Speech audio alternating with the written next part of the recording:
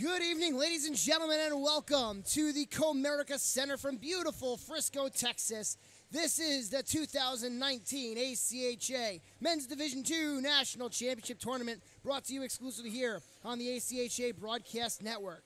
Andrew Shapiro and Rusty McGibbon taking you through the call of this game, our second semifinal of the day. It will feature the Southeast number 1, the Florida Gulf Coast University Eagles, and the Southeast number 3, the University of Cincinnati Bearcats. One semifinal is complete. One ticket has been punched to the finals, and that belongs to the Northeastern Huskies. A thrilling 2-1 affair, and a goal in the closing minute of the third by Matt Koziel sends the Huskies over the hump they hit last year, Rusty, and into the national championship. And I tell you, that game was an absolute nail-biter.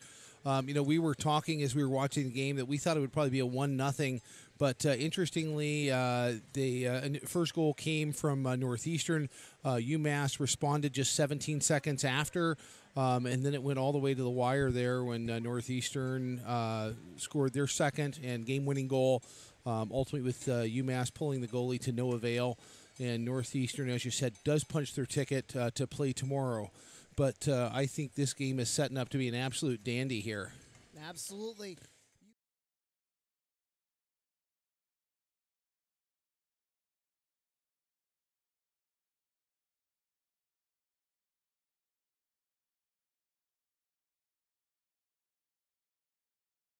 All tournament, Rusty.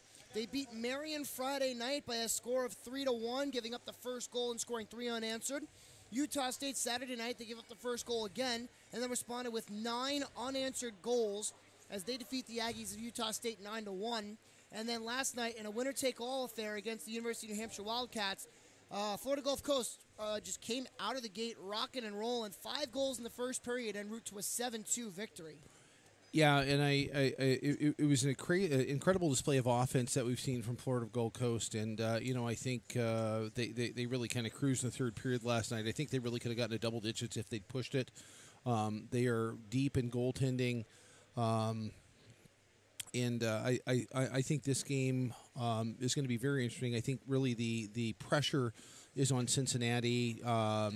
Some say that they are maybe a bit more of a Cinderella team coming at the 3 out of the Southeast, but they definitely have proven here at this national championship that they have earned the right to play today. They've played incredibly well, and so that's why I think this game is. I think this game definitely is going to be more exciting. I think the game we saw earlier was a real nail biter. Teams were both very tentative, and only 50 shots on goal. Some of the games that we saw in pool play. In between 90 and 100 shots on goal. Cincinnati, the Southeast 3, they again went 3-0 during pool play. 14 goals for and 8 goals against. Their route a little bit tougher, a 3-1 victory on opening day as well, an upset, if you will, over the Lindenwood Lions. Northern Arizona was next in a thrilling 5-4 OT victory for Cincinnati. And Sunday morning, a 6-3 victory against the Keene State Owls. And again, in both the Northern Arizona and Keene State games, Cincinnati was down by 3, pulled their goalie, pulled Michael Weber in replacement favor of Sebastian Mallette, and then proceeded to rattle off a come-from-behind victory. Against Keene State, they were down 3-0 in the first period and scored 6 goals over the next 2 periods. Northern Arizona, they were down, I believe it was 4-1, and that was down 3-0 again, scored 4 in a row. Northern Arizona tied it up in the third, and then won it in overtime, and an empty net goal in overtime with 1 second left on the clock. And I think my advice to Cincinnati is don't go down to Florida Gulf Coast. I think that probably the firepower that they are going to encounter with Florida Gulf Coast, they have not encountered at this national tournament yet. We have seen Florida Gulf Coast many years. We know they're a team that is well coached.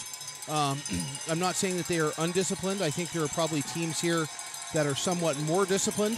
You will have your opportunity with the man advantage, but they can afford the luxuries of giving you the man advantage when they can essentially score at will. So, my advice, don't go down 3 goals to Florida Gulf Coast.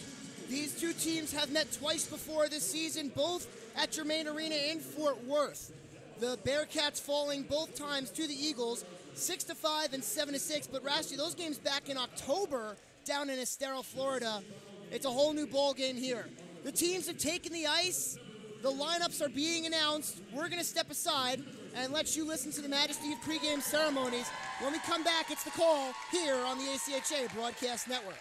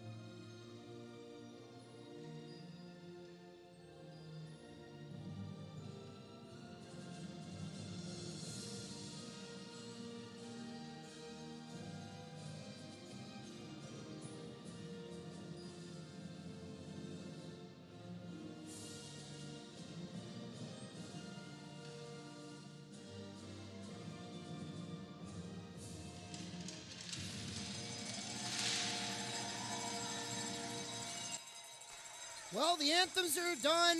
The lineups are announced. The teams are on the ice. That can only mean one thing. It's time for hockey.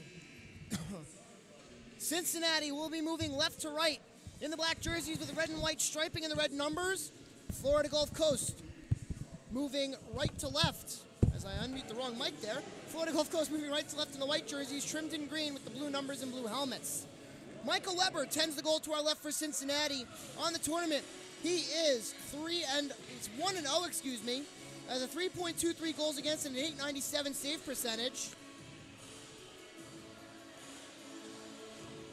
And on the right side net, it's going to be Jordan Bustard in goal for the Eagles. He comes into this tournament 2-0, a .6 goals against, and a .976 save percentage. But Rasty, I guess it's easy when your team only allows 4 goals in 3 games. Well, yeah, it does give you fantastic stats when offensively they are doing so well. And I think for Cincinnati, it's not going to be imperative, but I think ideally they should really try to be the one to score the first goal. You don't want to get down against this quick and potent Florida Gulf team. That shot by Larbus is swallowed up by Bustard. Quickly a shot on goal for the Bearcats as the 14 seconds gone by. But already 14 seconds in, they've got a shot on goal. They're going to get a face-off. And speaking, to the goaltending crew from Florida Gulf Coast, they have said that Bustard is really hot right now. So going to be interesting. His stats would definitely, support that.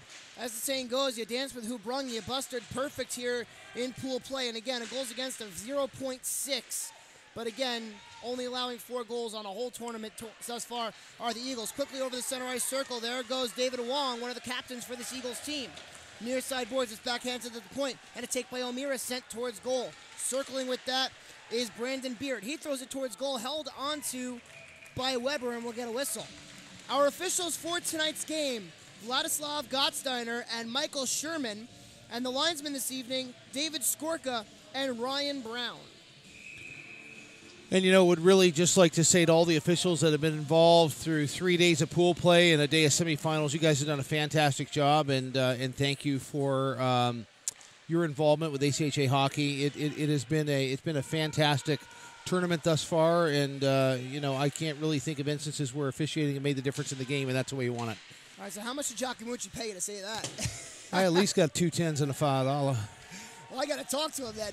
No, Ed Giacomucci, the referee-in-chief for the ACHA, he does it every year. He picks the best officials. All games are awarded based on merit. The national semis are awarded based on merit during pool play as well. And he does a really excellent job of picking the right guys for the right game, as that one's held onto by Weber. And we'll get a whistle with 1:19 gone by here in the first period. Shots are 1-1. Both teams are going to change 5. Face-off is going to be back to the left of Michael Weber, the senior from Springboro, Ohio. So only faced 1 shot, turned it away, as that one is won back by the Bearcats. Nico caught on the near side boards. He'll play it up for the take by Kyle Telebi. Out to center, and quickly with a head of steam goes Raban Heljabovic. Out to play it there is Buster. Turnover behind the net, and in to rescue him was Beard, and we're going to have a breakout here for the Eagles in the person of Jack Laviolette. Down the right wing, Laviolette tries to get to a couple players, and that was actually Joe Flanagan that made the move there, as it's sent back into the far side corner. Now Laviolette has it poked off of his stick and played out to center by Telebi, who tries to get around the forecheck of the defender, Keaton Arkelpain, who has it now. That's going to be O'Meara sending it back in behind the net. Out to take is Weber. He'll wrap it back to the other side. Collision on the near side half-boards and played out to the point. A shot by O'Meara, fired on and swallowed up by Weber. 2:02 gone by in the first period, still no score. And I think I like what I see both sides from both teams. Florida Gulf is a team that definitely can transition very quickly.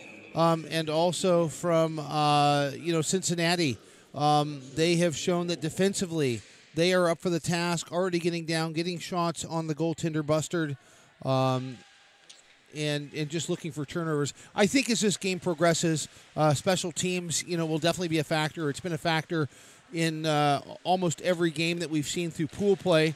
Sometimes when the score differential gets up 3, 4, 5 goals, it matters in the sense that you may get another goal off it, but ultimately, it has no outcome.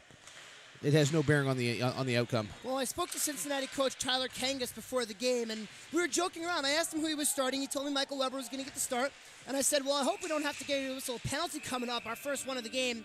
And I was telling him, I hope we don't have to see Smollett come into play. He laughed. He goes, well, if Smollett comes in, it usually means we're down a couple goals. I said, yeah, coach, but isn't that right where you want him? Last 2 games, they've been down 3 and come back, as our first power play of the game is going to be awarded to Cincinnati.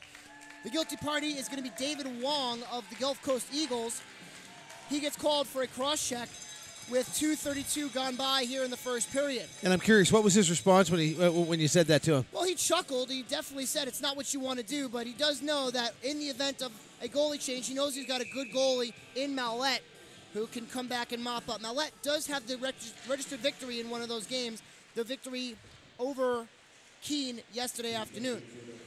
So Wong gets the penalty. It'll be 2 minutes for As well as Dorf. Dorf went off also. Oh, and Dorf as well. So we are going to play 4-a-side here for the next 1 minute and 46 seconds. Did you ever see what Dorf's penalty was for? He got a 2-minute minor for roughing and then a hook. All right. So Dorf for a rough. And Wong for a hook, and I Wong think. for a hook. So I misspoke earlier. Is that one is stopped behind the net by Bustard, and the Eagles will start up with it. We do play 4-a-side for the next minute 26. 16:52 to go here in the first period. No score in this second semifinal. The winner of this game will face the Northeastern Huskies tomorrow afternoon. That game will be brought to you live here on the ACHA Broadcast Network. 4 p.m. Central Daylight Time will be the official start time for that game. Please check your local listings to make sure that you have it right in your time zone. Near side boards is played out for the take almost, and an intercepted by Okada. Dished up ahead for the take there by Armstrong. Armstrong, backdoor play. He was looking to try to find Mattia, and starting out for it with the Eagles is going to be Carglio. He circles back, spinning away from the check of Rack there. It's Trevor Mullally back in his own end. 42 seconds left in the 4-on-4 action and 16:07 remaining here in the first period. A nice move and taken down for his efforts was Stephen Noyes, and he gets it back in. Down the right wing with a head of steam, that's Armstrong. Armstrong lays it back in for the corral by Kyle Roy. Roy steers it up for the side play by Solera, and out to center, there goes Mullally. Trevor Mullally down the right wing. He fakes a nice move and gets around Okada, sticked into the far side corner. Crunching away with that is Mattia. He'll start up 2-on-3. Mattia gets a nice move, and at the crest of the center ice line, he'll try to send it in. It's corralled and taken there by Ben Tossi. Down the left wing, Tossi fires a shot right on, and a save made by Bustard. Rebound goes behind the net.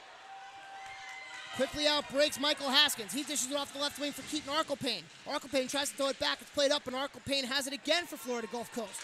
Back pass to the slot. A nice move by Cantwell. Cantwell fires a shot. A save made by Weber. Left wing for the take by O'Meara. Has it stripped away from him. And quickly starts Dylan Scammon. Scammon will just throw it towards goal. It's blocked down on the dump-in by Brandon Beard and sent back to the far side corner. Beard ties up there with Hiljabovich as it's wrapped back up the far side wing by Haskins. Keeping it the line by Okada. Haskins has it now for Florida Gulf. He's checked off by Kyle Talebi, who, Rasty, JP and I found out yesterday that Kyle Talebi for Cincinnati actually is deaf. As we'll get a whistle with 14:47 to go here in the first period and still no score. Pretty even play so far. Shots are 2-a-side. We have 5 minutes and 13 seconds expired in this first period. You know, I think for both teams, coming out a little bit tentative. Normally, Florida Gulf hits you really hard early with that run-and-gun style. Puck shot all the way down on goal from right at the red line there. Now turning is Cincinnati. Up with the left wing. There goes Luke Larbus. He's spilled and goes behind the net, and a crunching check behind the net by the Bearcats, as quickly starting out for it for Florida Gulf Coast is Joe Flanagan. Has a man breaking with him. Flanagan inside-out move and dips his shoulder into the near side corner. Stolen away and cleared out to center for the take there by David Wong. Left wing boards. There's Laviolette. He was looking to try to find Evan Maxey, and it's sent back in behind the Bearcats' end. 14:08 to go here in the first period. We still have no score. Shots on goal 3-2 in the early going in favor of the Eagles. Nice keep at the line by Laviolette, and that'll spring down. That was Bersinger as it goes back into the near side corner. Big check on the near side boards. Here's Laviolette up the wall for the take by Flanagan. He goes bank pass onto the stick there of Stephen Noyes. Noyes stops, drops the pass off for the take coming by Haskins. His fire shot, saved by Weber. Haskins all over him. Weber stacks the pads and keeps the scoreless tie. And I'll tell you, Haskins is probably one of the hardest working guys that you will see in this Florida Gulf. I mean, when he is out here, his feet are moving the entire time he's out here. Really a high-intensity guy. Sent back in by the Bearcats, and a collision on the near side boards. As coming away with this is Keaton Arkelpane.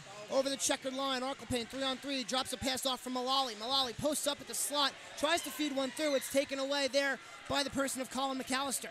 McAllister plays it out to the left wing for the take there by Armstrong. Armstrong tried to drop it off. It's stolen away by Mullally, and here he goes. 2-on-2. Mullally down the right wing. Forehand, backhand. Drops it off for Arkelpane. Arkelpane, a shot never made it as it was deflected away by Samuel Dorf. Dorf has it in the left wing boards with 7:11 gone by here in the first period. Still no score in this second semifinal. Logan Rossiter up the boards. It's going to be intercepted and sent back in by Matt Solera. Rossiter has it again for the Bearcats. Left wing, he'll play it out. Breaking out with it is Levasseur. He goes across ice pass and a 2-on-1. Here comes Mattia, onside play. Mattia fires a shot, blocked down, and the rebound goes wide. Von Levasseur tries to throw it in front. It goes back to the point for the keep by Dorf. He'll touch it forward into the Gulf Coast end. Near side corner, it's played out to center and all the way down. And we'll have an icing with 12:14 gone by here in the first period. Still no score. Shots 4-2 in favor of Florida Gulf Coast. I know that from what I've seen so far in Cincinnati, they do like to stretch the pass into the neutral ice and then carry the puck in. They have been getting some resistance from the players on Florida Gulf that are playing defense as they try to come in. They may need to work on dumping and chasing the puck. They have had some. They're only registered for 2 shots, which I don't know if I fully think that it's been 2 shots, but they definitely have had some scoring chances on this hot goaltender Bustard. That shot towards Bustard was blocked down on the way by Brandon Beard. Played out to the slot, holding and firing a shot right on is Ben Tassi, and Bustard swallows it up. The incredible thing about Bustard is when you look at all the guys on the ice, he's probably one of the tallest guys on the ice. He's a and I know Andrew is the guy with that. Yeah. I'm going to say 6'2", 6'3"? 6'3", right on the nose, Rusty. 205 pounds, by the way. So he's a big guy, but he's a nimble guy, and he can move coast to coast. On the near side board, spinning away from the check there is Haskins. Plays it around for his defensive partner. That was Howard. Here comes Haskins down the left wing. Starts up and plays a cross-ice pass. It goes just out of the reach of Noyes. And at the crest of center ice, it'll be taken over there on the turnover by the aforementioned Noyes. Down the right wing, Noyes, he gets away from Donald Ennis and tries to play it through the crease and does, as it's into the far side corner. Noyes has it, looking in the slot. It bounces on goal, smothered up there by Weber as it hits Donald Ennis in front. And we get a whistle with 11:14 to go here in the first period. Still no score. Both teams are going to change a full 5. And as you said, kind of an errant play there as the puck was centered off the skate of Ennis. But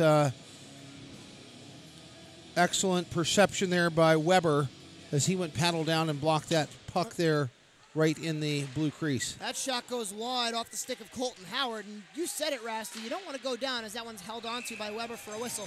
You don't want to go down to this Florida Gulf Coast team. 19 goals for and only 4 goals against their plus 15 goal differential through pool play. The best among all tournament teams. Yeah, absolutely. I mean, they have really flexed their muscles offensively in this tournament, and I think the stinginess of the goaltenders, they flex it defensively as well. Howard dishes a pass across for the shot by Solera, gloved out of the air by Weber. He'll get a whistle with 9:05 to go in the first 9:05 gone by, in the first period, and we still have no score. One thing that I said throughout this pool play is that, it may be a bit of a stretch to say that we had the 16 best goaltenders in Division II in the whole United States, but I think it's fair to say that we probably have 4 of the best 10 goaltenders in the whole country of the teams competing in the semifinal. So, it's going to be very hard to score on shots from 40 feet out where there's no traffic in front. No, that's absolutely correct. I'm not saying impossible, but it's going to be hard. Well, that's absolutely correct as that one's paddled away there by Weber. Michael Weber and Jordan Bustard, 2 of the goalies in the semifinals. The other 2 semifinal goalies, Nicholas Cam and Ryan LaCroix, and they both stood on their heads for a good 60 minutes today as this earlier semifinal. 3 goals allowed on 50 shots today. That's between the 2 teams, by the way. Yes. As Northeastern winning in a thrilling 2-1 affair. All scoring coming in the third period in that game, with the winner coming by Matt Koziel with under a minute to go in the third period. That was just a nail-biter. And so Northeastern will celebrate, catch a shower, grab some food, and tune into this one as you are at home watching on the ACHA Broadcast Network, as the winner of this game will face those Northeastern Huskies tomorrow afternoon. Puck drop at 4 p.m. Central Daylight Time. Please check your local listings as we'll bring that to you right here on the ACHA Broadcast Network. This one spun back in and played up the board by Haskins, taken by Beard. Brandon Beard, a long stretch-out pass, goes onto the stick of Noyes down the right wing. Noyes looking in front. He was trying to find Wong, as starting up with it for Cincinnati is Dylan Scammon. Pardon me, that's Stephen Lang down the right wing. Lang, he tried to throw it towards goal, and it sticked into the near side corner. Wrapped around the boards and played up and out, not out, as Haskins has to spin back from the forecheck of Lang. Near side boards, it's played back over for Haskins. Up the right wing boards, Hill playing a breakout pass. He was trying to look to spring Brandon Fogarty, who had his stick turned upside down. As in the far side corner, it's played out to center. Curling with this is Solera. 9:14 to go here in the first period. We still have no score. It's a nice move by Nick Okada. He'll put a breakout pass onto the stick of Mattia. Mattia walks in the slot, tries to split the D. It rolls on goal. Bustard will cover up, and we are going to get our whistle in our first media timeout of the game. 9:05 remaining here in the first period. Still no score. You're watching the 2019 ACHA Division II National Championship Tournament on the ACHA Broadcast Network. The 2019 ACHA National Championships are brought to you by Aries Sportswear, official merchandise partner of the ACHA. Howie's Hockey Tape, the official tape provider of the ACHA. And the City of Frisco.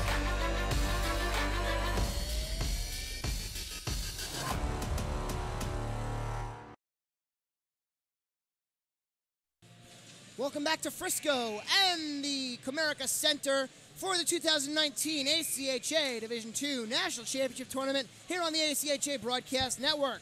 Andrew Shapiro, Rasty McGibbon taking you through this semifinal number 2 between the Florida Gulf Coast Eagles and the University of Cincinnati Bearcats. And I do apologize for that, Rasty. Oh, no. As long as I'm not late for dinner, I'm there.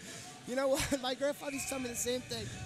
Face-off is going to be to the left of Jordan Bustard, who's faced 3 shots and stopped them all. Make that 4 now as a shot from the point. So far in 10 minutes of play, we have only had 11 shots, which is not what I would, if you'd asked me what I would predict for the first period, I would tend to think that both teams would really come out flying. Probably have seen a little more time on offense by Florida Gulf than we have from Cincinnati. I said before, I think that Cincinnati is going to see a higher level of offensive onslaught by Florida Gulf than they have seen from some of their other opponents in this contest so far. And speaking to what you said earlier about being down, I think with the firepower that Florida Gulf has exhibited, I think that could be potentially fatal. Well, don't discredit the defense of Cincinnati, as this one sent all the way down, and it'll be an icing, as winning the race was Matt Solera. Their opening game against Lindenwood, Michael Weber faced 33 shots. He stopped 32 of them, and he looked phenomenal doing it. Some saves have more difficult caliber than others, but the kid stood as big as a house in net.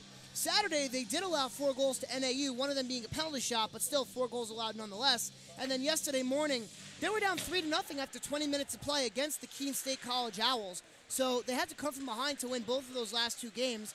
And on the flip side, Florida Gulf Coast, outside of a 5-goal outburst in the first period yesterday, they've allowed the first goal in their other two games as well.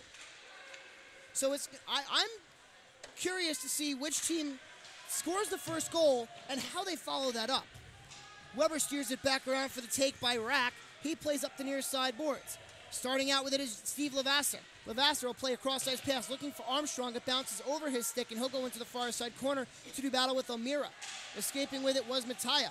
Played down low for Levasseur. Near far side corner, he goes around, looking in front. A shot never made it as it goes to the point for Dorf. Dorf to the near side boards. It's intercepted, and out starts Wong. David Wong down the left wing has a man breaking with him. Now he drops a pass off, and a shot right on. A save made by Weber, as crashing into him was Brandon Beard, and out start the Bearcats. Over the checkered line, a pass onto the stick of Danny Mattia, knocked away from him, and starting up with it is Colton Howard. Kicks it off to himself and plays it into the Bearcats' end. Circling back with it now for Cincinnati is Scammon, plays it low for Rossiter. Rossiter, a stretch pass, goes onto the stick of Mattia. He'll try to feed it up ahead. He was looking to try to find Scammon. It rolls into the far side corner. 7:18 to go in the first period. Still no score. Shots on goal 8-4 in favor of Florida Gulf Coast University. Near side board, Scammon has it in front. He was trying to look to find Talebi, but it goes down far to the other side. Circling with it is O'Meara. He finds Haskins. Haskins checked hard in the corner, but sends his man down instead. As to the backhand, it's a play there by Hiljabovich. Excellent pressure being applied here by Cincinnati.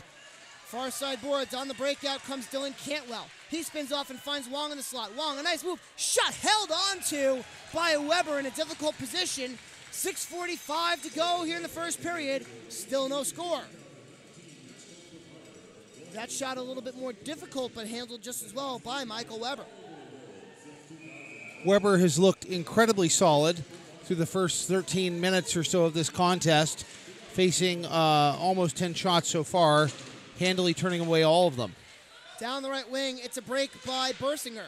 Bersinger tried to throw it on goal. Solera got a stick on it, and it goes up and out of play with 6:36 to go in the first period. And we just want to take a minute to thank you for watching today here on the ACHA Broadcast Network. Whether it's your first viewing today, whether it's your first viewing of the weekend or your 20th, we don't really care.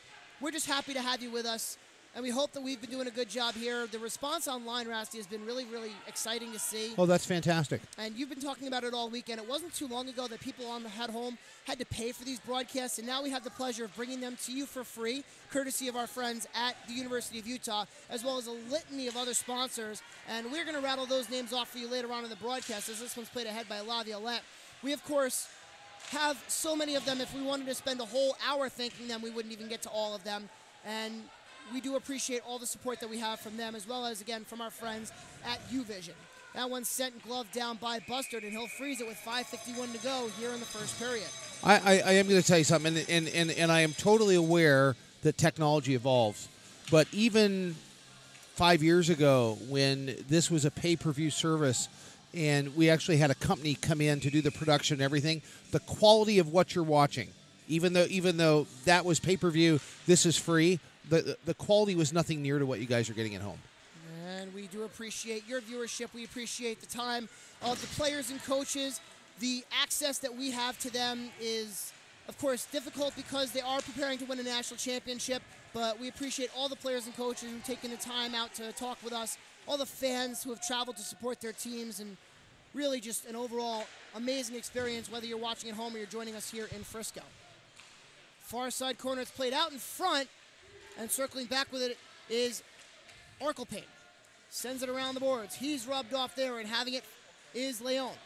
Eddie Leon has it knocked away from him, leaves it off for Arkelpain. It's played out to the near side point, and a keep in by Haskins. Haskins throws it as far as the half wall, and starting out with it for the moment was Lang, but he's stripped by Mullally, and he'll go over the blue line. A nice move around Mattia. It's played out onto the stick of Arkelpain. Arkelpain drops it back for the take by Haskins with 4:52 to go in the first period, as we still have no score. Shots 9-5 in favor of the Eagles. Breakout pass up the wall as Florida Gulf Coast in the middle of a change. Kicked back with no stick by Stephen Noyes, and it's dumped back into the FGCU end. Haskins steers it up the wall for the take by Beard. Beard, a cross-ice pass, and that will spring out Cantwell. Cantwell down the right wing. Makes a move. He fires a shot off speed. It gets blocked into the corner and taken there by Cincinnati in the person of Levasseur. He tips it out to center. It's touched onto the stick of Mattia, one-on-one. Mattia, shot swallowed on by Bustard, and he'll get a whistle. 4:13 to go here in the first period. Still no score. And, the shot disparity is starting to close up. You're seeing Cincinnati catch up in the shots category. Bustard continuing to look sharp, but on the other end is a man that also looks sharp today, and that is Michael Weber, who has turned away all 9 of what he has faced. Dorf, a shot to the near side post, catches the boards and goes all the way around.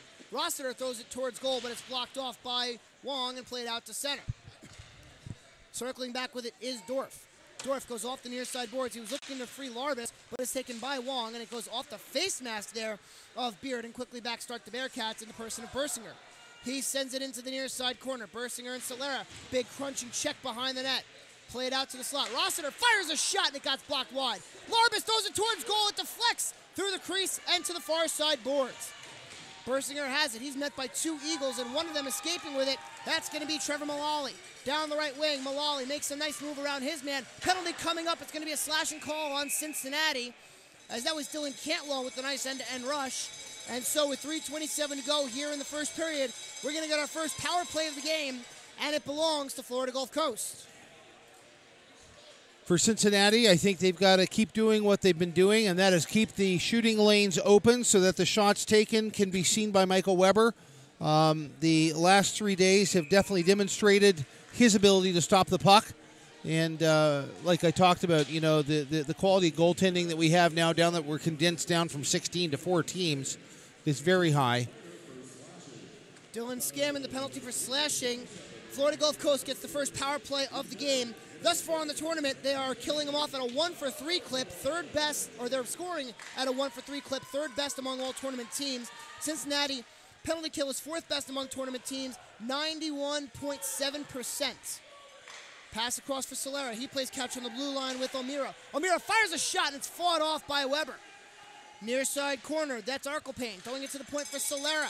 Solera fires a shot, diving to his knees to block it was Von Kaiserling. Plays up in the near side corner.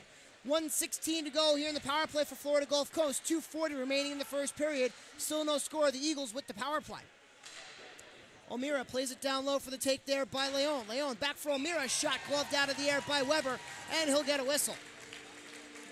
And I think for Florida Gulf, if there was a knob to turn of how perfect a shot they want, I would turn it down a bit and maybe see if they could get a little bit more quantity.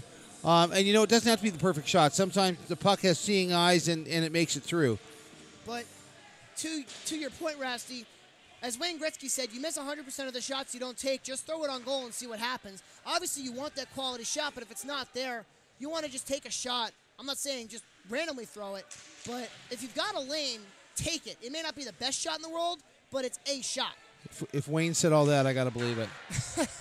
Only one shot on goal thus far as there's only 40 seconds left in the power play. Out to center. A nice keep at the blue line by Brandon Beard. Pass across. Haskins spins away. Has it on the far side point. 33 seconds to go on the man advantage for Florida Gulf Coast as it's sent all the way down by Rossiter. Bustard out to play it. Forechecking is Armstrong as it's played back now onto the stick of Sean O'Meara. With it is Wong, circling away from the forecheck there of Mattia. 15 to go in the power play for Florida Gulf Coast. Starting up with it is Wong over the checkered line. Down the left wing, he plays it towards the feet of Dylan Cantwell, but it caroms into the far side corner. 5 seconds left in the power play for the Eagles. Behind the net, it's a tie-up, and escaping with it was Cantwell. 2 seconds and one, we're back to 5-on-5. Down the line, a shot by O'Meara. Catch the high glass and rattles all the way around, and a nice keep at the line by Haskins. Sent down by Cantwell. Just past the reach of Dorff, it goes into the slot. A nice tie-up and a shot by Cantwell, blocked out of the air. Rebound controlled by Cincinnati and played to the point. Keep in there by O'Meara. He throws it down to the near side corner. Sent around by Beard. To the far side half board, Cincinnati able to send it out to center. It'll be taken there by Noyes. Inside a minute to go here in the first period. We still have no score. Florida Gulf Coast in the middle of the line change as it's taken there by Mullally. Over the crest of center ice, Laviolette plays it back off sides of the Eagles, but breaking out are the Bearcats. This in the person of Larbus. Larbus down the right wing, he throws it towards goal. It's blocked away by Buster. Far side half boards is sent back around behind the net. There's David Wong, plays it out to center. Glove down by Noyes. Noyes down the left wing, has Laviolette with him. Throws it towards Laviolette, it's blocked away, and into the near side corner. The take there is by Flanagan. Flanagan looks for Laviolette in the slot, controlled by Cincinnati and played out to center by Ben Scheinberg. Offsides is Florida Gulf Coast. I almost said Philadelphia, thinking about the Eagles there. As circling back with it is Okada. Off the boards with 10 to go in the period. Mattia down the right wing, 3-on-2. Armstrong has it now. Armstrong, a shot deflected, gloved out of the air by Bustard. And that was kind of an off-speed shot that made it a little bit hard to handle. I'm going to be honest. I'm not going to rely on the shot clock on the shot tally anymore because they had 3 shots on the power play there early on, and they got credit for 1. So I don't trust her. Well, the official scoring has the shots at 10-8 in favor of Florida Gulf Coast as we've reached the end of the initial 20. Still no score in this second semifinal between the Cincinnati Bearcats and the Florida Gulf Coast University Eagles.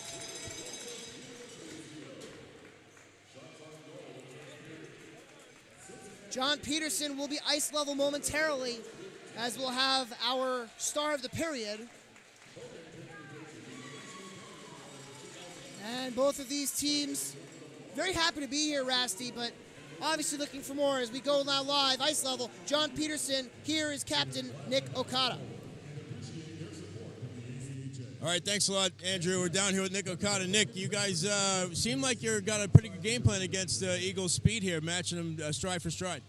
Yeah, you know, that's been our goal the whole season, especially once we won the regional tournament, knew we were coming here. We started preparing hard. We were skating that first week after regionals. We were skating hard almost every day, getting prepared because we had the expectations that we were going to be here at this point. So we need to be able to skate with every team, especially them. Now, after the period, it's 0-0 here. How do you think the first period went for you guys? I think it went very well. It was good, even hockey, back and forth, both sides. I feel like we could get a little bit more shots on their goalie, test them a little bit more. But other than that, it was a very good period. All right, what do you got to do to solve this goalie? I think we got to get pucks in lower, work their D, try and get it out front, get him moving side to side. He's good from out far, but we haven't had many chances in close. So, all right, Nick, thanks for your time. Good luck the rest of the way. Thank you. Brett, back up to you. All right, well, thank you, JP. I appreciate it. That was Captain Nick Okada of the Bearcats, as his team and the Florida Gulf Coast University Eagles are scoreless at the end of one. Coming up in the second period, Rasty and I will have a chat with ACHA Division II Commissioner Dave Kurtz, hear what he has to say about the state of the league. And, of course, stick around because the second period of action is coming up.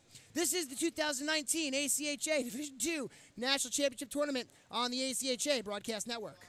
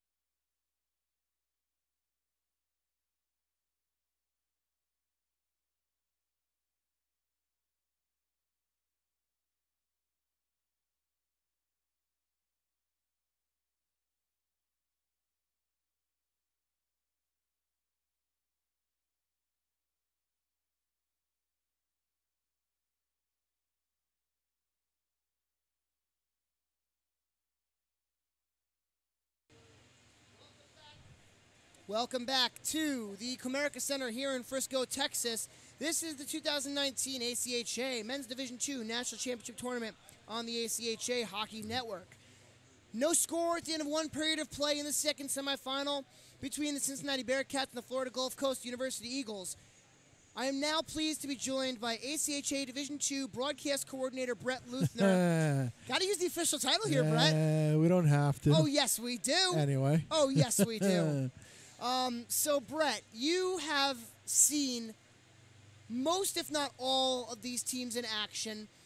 Just kind of walk me through your initial reaction as we have finished pool play and we're now into our semifinal round. We've had good hockey all weekend so far. First game was thrilling, going nearly to overtime, and now here you got two very good teams in Cincinnati and Florida Gulf Coast. They're scoreless after one, and what's been a decently played first period. Both teams playing well defensively. There's been a close call at each end, but the goaltending's been good, the defense has been good, the offense has had opportunities. It was a pretty entertaining first period. I feel like decent's been your word of the week here, Decent. Bret. Decent. Very decent. But, Bret, what have you liked out of Cincinnati and out of Florida Gulf Coast, and where can they improve?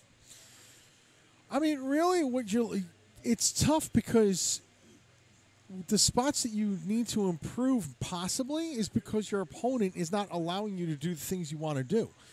And so they're going to probably go in there. Both sides are going to probably say, look, we need to get more shots on net. We need to create traffic in front, everything that you would usually expect to see. I think the intensity level's been nice on both sides.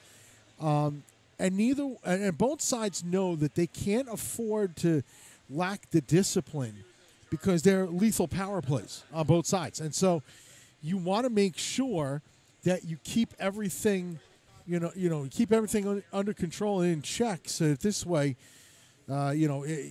you don't allow yourself to get into those problematic situations. Yeah, Florida Gulf Coast power play we mentioned earlier today, 33.3%. They're 1 for 3 on the power play ratio-wise anyway, through pool play. That third best among tournament teams, but they do have a perfect penalty kill. They have not allowed a power play goal. Cincinnati on the other side, 1 out of every 5 on the power play, 20%. That's 7th best among all tournament teams through pool play. But their penalty kill, 91.7%. 4th best among tournament teams, and they're 1 for 1 with the penalty kill today. So what adjustments, if you're Coach Bob Brinkworth, what adjustments are you making in the Florida Gulf Coast locker room? I think first for Florida Gulf Coast, you got to continue to try to find ways to get traffic in front of the net. They haven't had the opportunity much because Cincinnati's done a good job of keeping them perimeter. So for Florida Gulf Coast, and they're not too far away from their game, but Cincinnati's making things difficult and trying to get to those grimy areas down low. And now for Coach Tyler Kangas and the Cincinnati bench, what changes need to be made to have success in the middle frame? I think you have to be a little more cognizant of your counterattack. The opportunities will be there if you can catch Gulf Coast maybe getting a little too aggressive in trying to crash the net, and there will be the possibility of a counterattack the other way. I think, honestly, that might be the way Cincinnati gets its first goal of the game if it's available that way. All right. So we're going to take a quick timeout here, and we'll be back with the action of the second period. No score after one between the Cincinnati Bearcats and the Florida Gulf Coast University Eagles. This is the 2019 ACHA Men's Division II National Championship Tournament here on the ACHA Broadcast Network.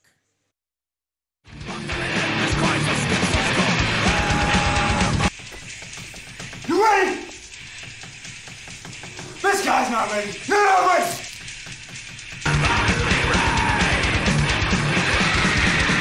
Let's go!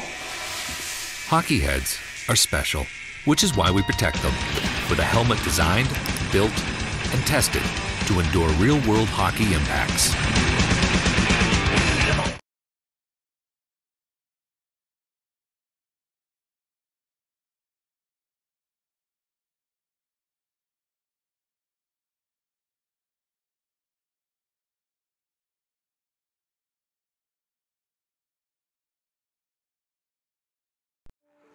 Skating was hard at first.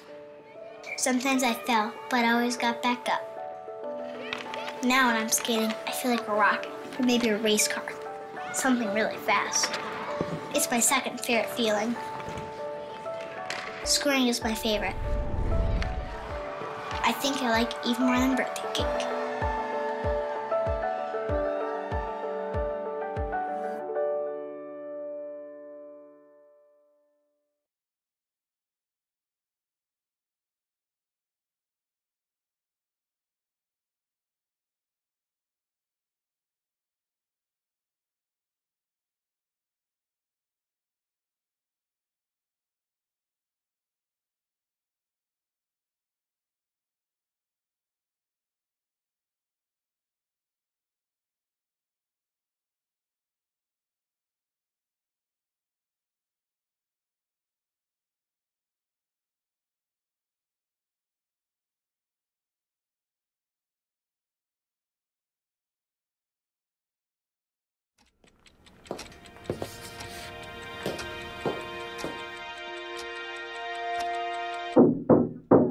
Come on!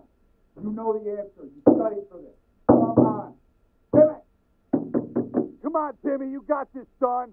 Pencil to paper. Focus. Come on, Timmy. Focus. Focus. Take the puck. There you go. Skate! Skate! Pass it! You call that a pass? What are you doing? You missed the puck! Come on!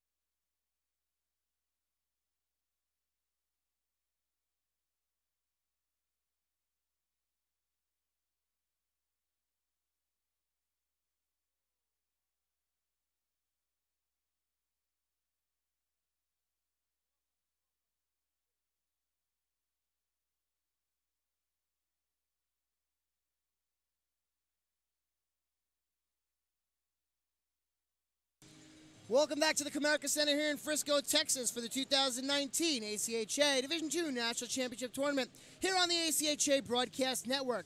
Andrew Shapiro, Rusty McGibbon getting ready to take you through the second period of action of this semifinal number 2 between the Cincinnati Bearcats and the Florida Gulf Coast Eagles. As Rusty, we are joined in the booth here by ACHA Division II Commissioner Dave Kurtz. And first of all, Dave, just thank you for coming on, giving us your time. Not a problem, guys. Glad to be on here with you. So I asked Bret this during our little inverse report. I'm going to ask you the same question. You have watched most, if not all, of these teams play. What has really stood out to you as we are now into the second semifinal? Well, I think overall, I think it's the parity of the teams. I mean, we had 2-3 seeds in here. Obviously, you expect ones like UMass and FGCU to make it, but teams like Cincinnati and Northeastern, you're coming in Cincinnati, first time ever being here. You're expecting them, to have some stars in their eyes type situation, but they came out. They beat Lindenwood, who was last year's national runner-up. Well, a team that a lot of people thought was going to win it this year, or at least fight with FGCU. But overall, just the tournament, I think anyone could win on any day, and there was a little bit of luck and a lot of skill out there up in play now. And this face-off is underway as we are starting the second period. Florida Gulf Coast moving left to right in the white jerseys, trimmed in green with blue. And Cincinnati moving right to left as that shot catches the high glass and rattles around. Dave, we've had so many first-time nationals appearances here. You've, of course, got the Cinderella story of Montana State getting here on the backs of Allegiant Airways, literally. And then you have the unbeaten NC State Wolfpack, just to name a couple. And, of course, we have the Cincinnati team that you just spoke about. What does that say about the quality of play in the league that so many teams are coming to nationals for the first time? Well, I think it's huge. I think it shows that you get teams that go to regionals have a chance to make it. I mean, right at the beginning, we knew regionals was going to be great because the first year the Northeast sent the 9th and the 10th seed to the nationals when it was in Rochester, New York. And so we knew it was going to be good, and now you're seeing teams like it builds their program. First time for an ACCHL school ever to make it to the nationals, which is huge because that builds their whole league. NC State can go back, tell about the experiences. Hopefully it was a good one for them.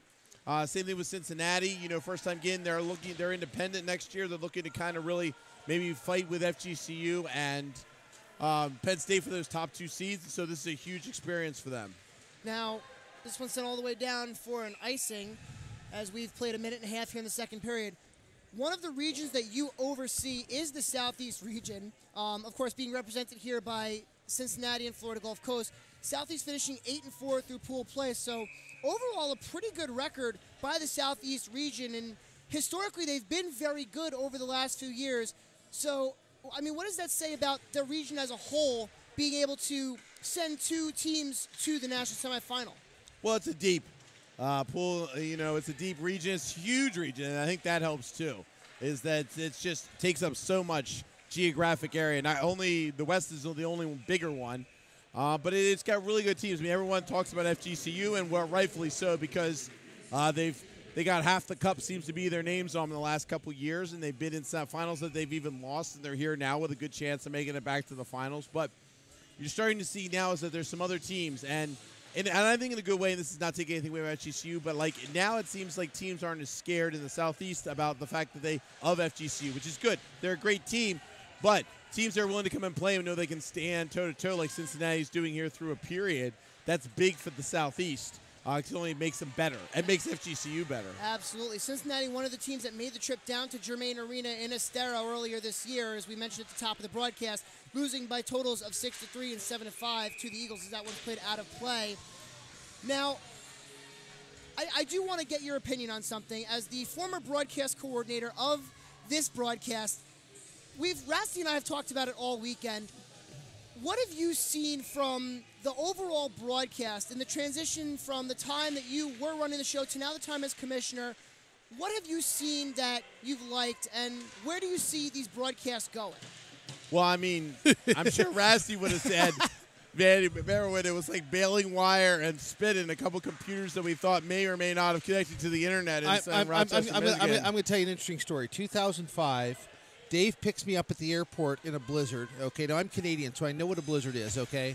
And I've got some luggage, and I'm like, hey, open the trunk. I'll throw my suitcase in. He opens the trunk, okay? And these are the 2 biggest bags on wheels that you've ever seen, okay? Like you could pack half your family in one of them and the other half in the other bag.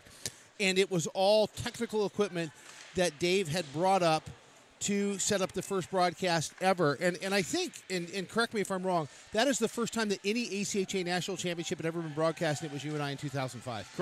Correct. And we were proud to help lead the way into getting more and more, and we're seeing now. But I tell you what, the biggest I think said was when we went to Utah and we got to meet AJ Bolden, who is now the director of the ACHA broadcasting, and saw what he could bring to the table. And then the next year, we ran into a situation where we thought we had a provider, as that was a nice stop there by the goaltender for Cincinnati. We thought we had Brian Bale. He couldn't come, and so we sent AJ, and AJ packed up and found stuff somewhere and brought it down.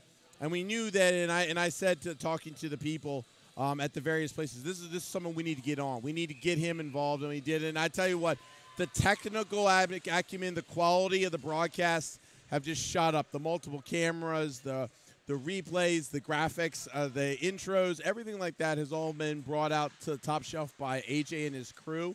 And I think, to be honest, I think that we're going to see the sky's the limit when it comes. I think next year you're going to see some more tech going on at Plano. Now it's the second time we've been there, so it's getting a little use.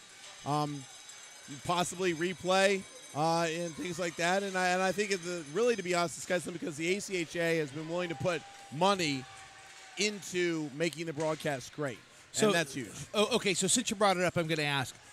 When you watch Division II versus Division I, there's disparity in the resources that are being used for the broadcast.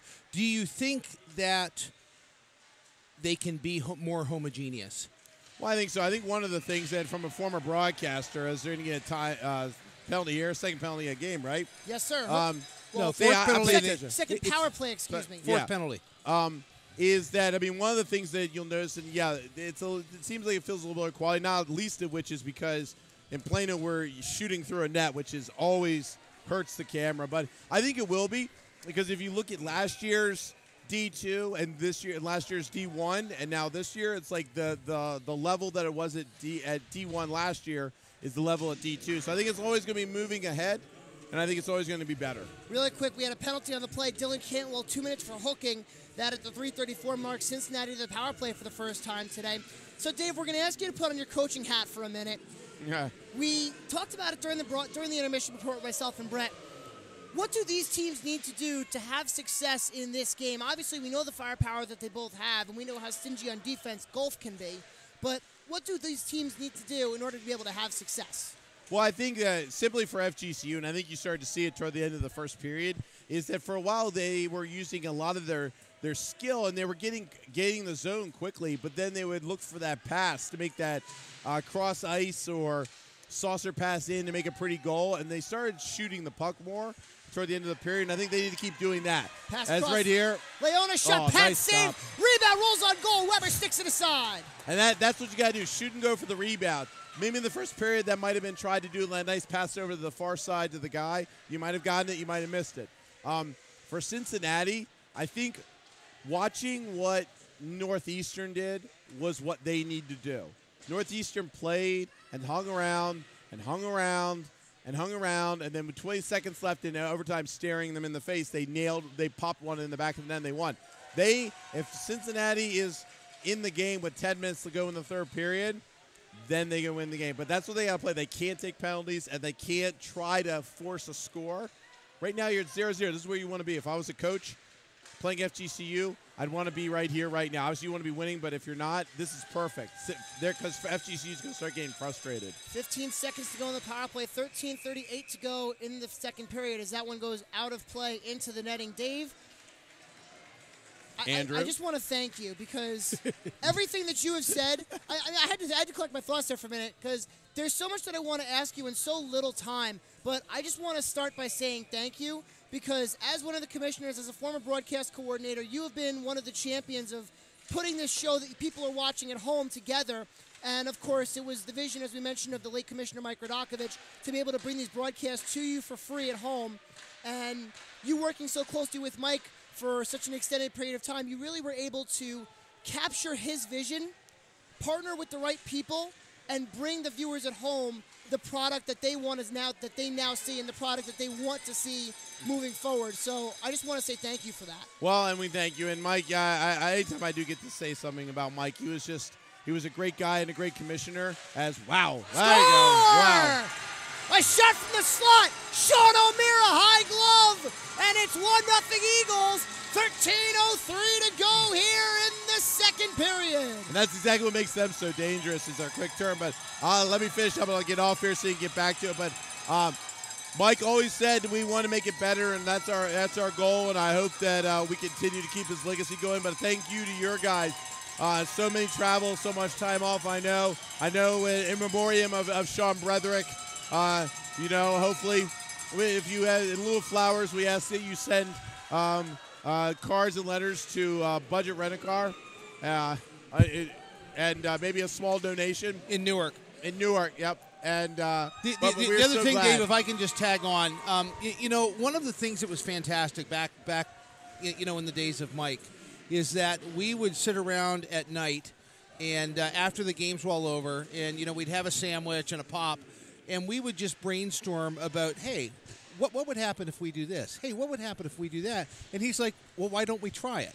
And I think one of the coolest examples, and it only lasted a year, is I can remember in year number 2, just outside of Rochester, New York, we mic the refs. And, I mean, yes, do we probably need a 5-second delay? Absolutely. But I tell you, it was absolutely fantastic. Yeah. All right, well, we're going to get a whistle as Bustard covers that up. Dave, thank you so much for joining us. We really appreciate it. And just best of luck, and thank you again for everything. Thank you, guys. All right, that was ACHA Commissioner Dave Kurtz, as he has joined us here, and we very much appreciate his time. In the meantime, Florida Gulf Coast gets the 1-0 lead on a goal by Sean O'Meara, his fourth in the tournament. Trevor Mullally will get the assist. There was a secondary assist on there. We'll have to bring that to you as it's wrapped around the boards for the take and the play in deep by Ennis. And, Andrew, you mentioned early on about, these were like 6-5 games, 7-6 games. I will be really surprised if we see a total of 10 goals. I'd be very surprised at that. Well, the two games down in Germain back in October, 6-5 and 7-3, so 11 goals between the two teams in the first game on Friday night. Second game, 10 goals between the two teams. And these were regular season games. In walks Armstrong, and a shot fought off and held on to by Bustard with 11:30 to go here in the second. 1-0 lead for Florida Gulf Coast. Rasty, those two games in the regular season, you play so much differently during the regular season than you do in pool play. And then again, you change your style here in the semifinals. So I'm right there with you. I would be very surprised to see even more than 5 goals scored between the two teams. Yeah, and I'll be honest, prior to the Northeastern UMass game, I would not have anticipated that there was only 3 goals. Now, 5 minutes in, I was kind of like, wow, these guys are playing each other very tight. And, even talking to some people here, I was like, you know what, I think this is going to be like a 1-0 game. But, goals 17 seconds apart, ultimately scoring, in under a minute left in the game, and that was the game winner. And long stretch pass, pardon me. Here's a break there for Arkle Payne. He shoots, he scores! Keaton Arkle Payne on the stretch pass. Beats Weber to the 5-hole. 2-0 Eagles. 9:02 gone by in the second. And it seemed like there was a pane of glass across the front of that net inhabited by Weber. And now that they have broken it, 2 goals in less than 90 seconds apart, and it is 2-0. Those goals actually coming just about 2 minutes and 5 seconds apart, actually, Rasty, between the two. 2:05? 2:05 okay. Between the two. Almira his fourth, and that's now Arkle Payne his second, and the Eagles up 2-0, outshooting the Bearcats 15-11 on the period, 5-3 here in the second. This one played back into the Gulf Coast end. Back to retrieve it is O'Meara. Haskins will get an assist there for the Eagles. So Haskins the lone assist on Arkle Payne's second of the tournament. Florida Gulf Coast up 2-0 as that one's played into their bench and all the way down. I thought we were going to get a whistle, but it's not, as Haskins has it on the near side half boards. Up over the checkered line goes David Wong into the Cincinnati end. Wong, a drop pass. He was looking for Flanagan. Throw it on goal and held onto by Weber. 10:14 to go here in the second period. 2-0 lead for Florida Gulf Coast in this second semifinal. I think absolutely the next goal needs to be scored by Cincinnati. I talked about, and I didn't really try to say it tongue-in-cheek, Cincinnati should definitely not go down 3-0 to Florida Gulf Coast. And I was not trying to be a prophet, but I think... That shot fought off there by Weber. Go ahead, Rasty. No, I think it's really important for their program and the way the rest of this game goes that they get the next goal. Will they get chances on special teams? Yes, but can they wait and make sure that Florida Gulf doesn't score again until that happens? Spinning around in the play up by Scheinberg to the near side corner. It's battled for to his side. Escaping with it is Ennis for Cincinnati. Tries to go up the wall, met by Flanagan, who pins it up there with the battle by Kiplinger and sent out to center and all the way down.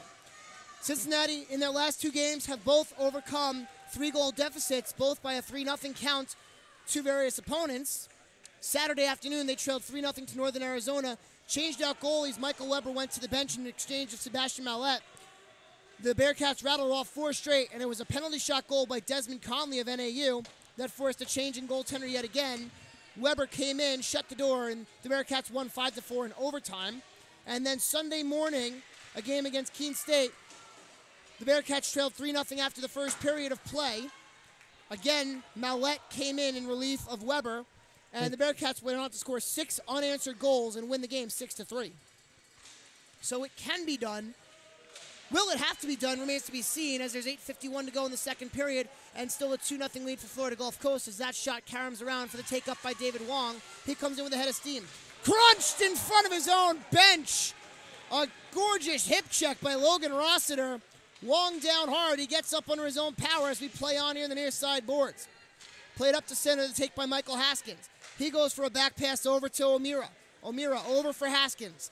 Played up ahead for the take-in by Flanagan. Dropping pass in front, swallowed up there by Weber, and we'll get a whistle. TV timeout as we take a break. You're watching the 2019 ACHA Division II National Championship Tournament on the ACHA Broadcast Network.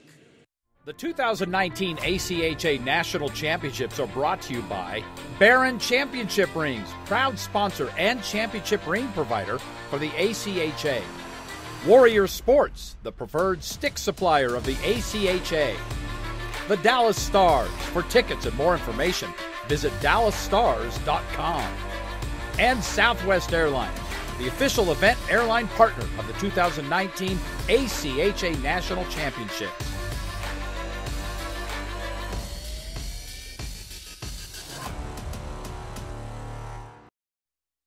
And welcome back to the Comerica Center here in Frisco, Texas. You're watching the 2019 ACHA Division II National Championship Tournament here on the ACHA Broadcast Network. Andrew Shapiro and Rasty McGibbon taking you through the semifinal number 2. The Florida Gulf Coast Eagles leading the Cincinnati Bearcats by a 2-0 count. Goals by Sean O'Meara and Keaton Arklepane, 2:05 apart, have the Eagles in front. The winner of this game will face the Northeastern Huskies tomorrow afternoon as they will play for the Radakovich Cup and the 2019 Men's Division II National Championship. Far side board to take by Arklepane. He'll play this one into the Cincinnati end. The race is on. Out to play it is Weber, which will negate any icing. Weber tries to backhand to the opposite front. He lost his crease for a minute, and there to save him was Steve Lavasser. Glove down at the line by Solera. He'll play it towards goal, and Weber will leave it off for the upcoming take there by Von Kaiserling. Sent out to center and all the way down. This, on the other hand, will go for an icing, and a faceoff will come back inside. The Bearcats end with 7:47 to go in the second period. Florida Gulf Coast leading 2-0 and outshooting Cincinnati on the period 9-4. And for the Bearcats, I think that they're going to be most successful without carrying the puck up all the way. And they are going to need to use the ice to their advantage, get up, get the red line, throw the puck down, let the puck do the work for them. But unfortunately, so far, they have not really done that. Well, you heard both Dave Kurtz and Bret Luther talk about it during the intermission and interviews just now. Shots on goal are at a premium, and there needs to be more of them if Cincinnati's going to have any kind of success. Armstrong tried to play it into the Florida Gulf Coast end, and it'll be taken over there by Brandon Beard. He'll start out over the checkered line. 2-on-3, he goes with a take by Wong. Wong down the left wing boards, looking in front for Beard. It rolls all the way back to the point, and a keep there by Haskins. Pass across, shot on goal is held on to by Weber, and he'll get a whistle with 7:14 to go in the second period, and Florida Gulf Coast leading Cincinnati 2-0. And I'll tell you, Weber has been absolutely solid. And again, not to get into critique of the people that are keeping track of shots on goal, I think he has definitely made more than 18 saves in this contest so far, and definitely had the bulk of the work of the two goaltenders. Well, the official scoring says 20 shots on goal and 18 saves, as you mentioned, Rasty. Unfortunately, we don't really have much else to go on. Like you said, it's probably a little bit higher. Goaltenders usually make more saves than they're given credit for. I know that I, as an official scorer, have missed a couple of shots on goal here and there, but it does happen. And as long as he stops the one that matter, it really doesn't matter what his total is. In the meantime, a cross-ice pass will spring Noyes down the right wing. He fires a shot, blocked on the way, that by Kiplinger. To the near side board to take by Yoakum. Goes across for O'Meara. O'Meara fires a shot, looking for a backdoor play to Noyes. It bounces into the near side corner. Noyes looking over for O'Meara. He walks in, he shoots, save made by Weber. The rebound goes into the corner. Nice job by Weber out on that white ice to take away the angle. Behind the net, it's taken by Flanagan. He'll go up to the near side boards. Cycles it back down low, looking and finding Noyes. He's crunched off there by Kiplinger. A pass across. Here's O'Meara. Over for Haskins. Haskins fires a shot right on, blockered away by Weber. To the near side corner it goes. Tie up and out with it. Starts Cincinnati in the person of Donald Ennis. He plays it over for Nick Okada down the right wing. Okada fires a slap shot well wide. It carries all the way around, and Flanagan will play it up out to center. Over the checkerboard line, Flanagan holds down a cross-corner dump in over the glove of Dylan Scammon, who takes it behind his own net. 5:48 to go here in the second period. The Eagles of Florida Gulf Coast University leading the Bearcats of Cincinnati 2-0. A nice strip there by Hiljabovich. He walks in and a save made by Bustard. Behind the net, Hiljabovich tries to play it out in front. It's intercepted, and out starts Trevor Mullally. Off the glass he goes. It's gloved down and over the stick of Logan Rossiter. He'll have to chase it down inside his own zone. Near side corner played around for Okada. Breakout pass goes just off the reach there of Dorff, and it's out for a play across to Mullally. To the slot it goes. A take by Hiljabovich. Behind the net, Roman Hiljabovich will wait. Forecheck coming by Eddie Leon, and it's wrapped around for the take there by Rossiter. Up the wall it goes. Here's Rossiter with it now. Over the checkerboard line on the left wing. Rossiter starts in 3-on-3. His mate went to the bench for a change, that Hiljabovich. And in the near side corner, everybody falling down. Puck sending this way. Tie up on the near side corner. It's Noyes and Talebi doing battle. In to help out is Mattia for Cincinnati and Wong for Florida Gulf. We're having a penalty behind the play. It'll be a cross-checking call. Looks like it's going to go against the Eagles. And the Bearcats will go back to the power play, their second of the game. They are 0 for 1 with only one shot on goal. Okay, so here's my advice for the Bearcats power play. Don't be, it's like it's like they said in high school, the KISS principle. Keep it simple, okay? Am I Keep wrong? it simple, silly, of course. Yeah. Say that 5 times fast. Anyway. Keep it simple, silly. Keep it simple, silly. All right, anyway. Traffic in front of the goaltender. Shots need to be on net. Please don't be too selective. Through pool play, Cincinnati's power play is at a 20%, 1 out of every 5, 7th best among tournament teams. Florida Gulf Coast, through pool play, has yet to allow a power play goal. They are so far perfect with being down a man. One shot on goal earlier today, as the official call was Solera, 2 minutes or less for hooking. As behind that, it'll be taken by Okada. To the point, Okada has it now. He fakes a shot, going across and getting a pass back from Dorff. Okada tried to send it down low to set up a quick play by Lavasser, but it's wrapped around the board. It's too many passes. Circling with that one was Mattia. Now Okada at the point. Okada over from Mattia. He shoots. Save made by Buster. The rebound. They score! Brandon Armstrong on the back door. It's a power play goal for Cincinnati. It's 2-1 Florida Gulf Coast with 4:07 to go in the second period. Excellent execution by Cincinnati. I do think in the first half of that 40 seconds that elapsed on the power play, a little too much complex passing. We're able to keep the puck in the zone in the entire time. Ultimately, a shot from the point, rebound, able to get it in. And like I said, imperative for Cincinnati to score the next goal. They are listening to this broadcast. They heeded my call, and we got ourselves a 2-1 hockey game. Brandon Armstrong, 6th of the tournament, tied for most goals among all tournament teams. As it's held on to there by Weber, and we'll get a whistle. So Armstrong, 6th of the tournament on the power play. Mattia will get an assist. And Okada will get the secondary assist. So the official scoring on the goal, Armstrong his 6th of the tournament on the power play from Mattia and Okada at the 15:53 mark of the first period. And again, for Brandon Armstrong, that's his 6th goal of the tournament. That puts him tied for most goals among all forwards, right up there with some of the greats. I know that there were a few kids on UMass with 6. I know Max Mahood of NAU had 6. That one's thrown on goal and held on to by Weber. And we'll get a whistle with 3:33 to go here in the second period. And really, for Armstrong, he has a knack for scoring the big goal. He had the overtime winner against Northern Arizona. Granted, it was an empty net goal, but it was still his 2nd of the game. Bodies down there. Weber is down. Also, Mullally right in the crease area. And no harm, no foul. We're back to 5 aside. Face off to the left of Weber. It's won by the Eagles. Solera sends it towards goal. Blockered off by Weber. Near side corner taken over there by Beard. He spins off a check and plays it around. To the point for Solera. Solera fires from the far side point, and it's blocked down on the way by Kiplinger. Who has it now? That's Dorff. Dorff fights off the forecheck of Flanagan. Stolen away from him by Beard. Far side point. Here's Cantwell. To the point he goes for Solera. Solera throws it towards goal. It's gloved on there by Weber, and we'll get a whistle and some extra pleasantries being exchanged after the whistle. 3:02 to go here in the second period. Cincinnati has a power play goal. They've cut the deficit to 1. They trail 2-1. And, you know, we've talked, Andrew, about the importance of special teams. And I think definitely what we've seen today reemphasizes that. Nice execution there. It only took them 40 seconds on the power play by Cincinnati to climb back into this one. They were down 2-0. And now are slowly mounting their comeback. That shot from the slot swallowed up by Weber.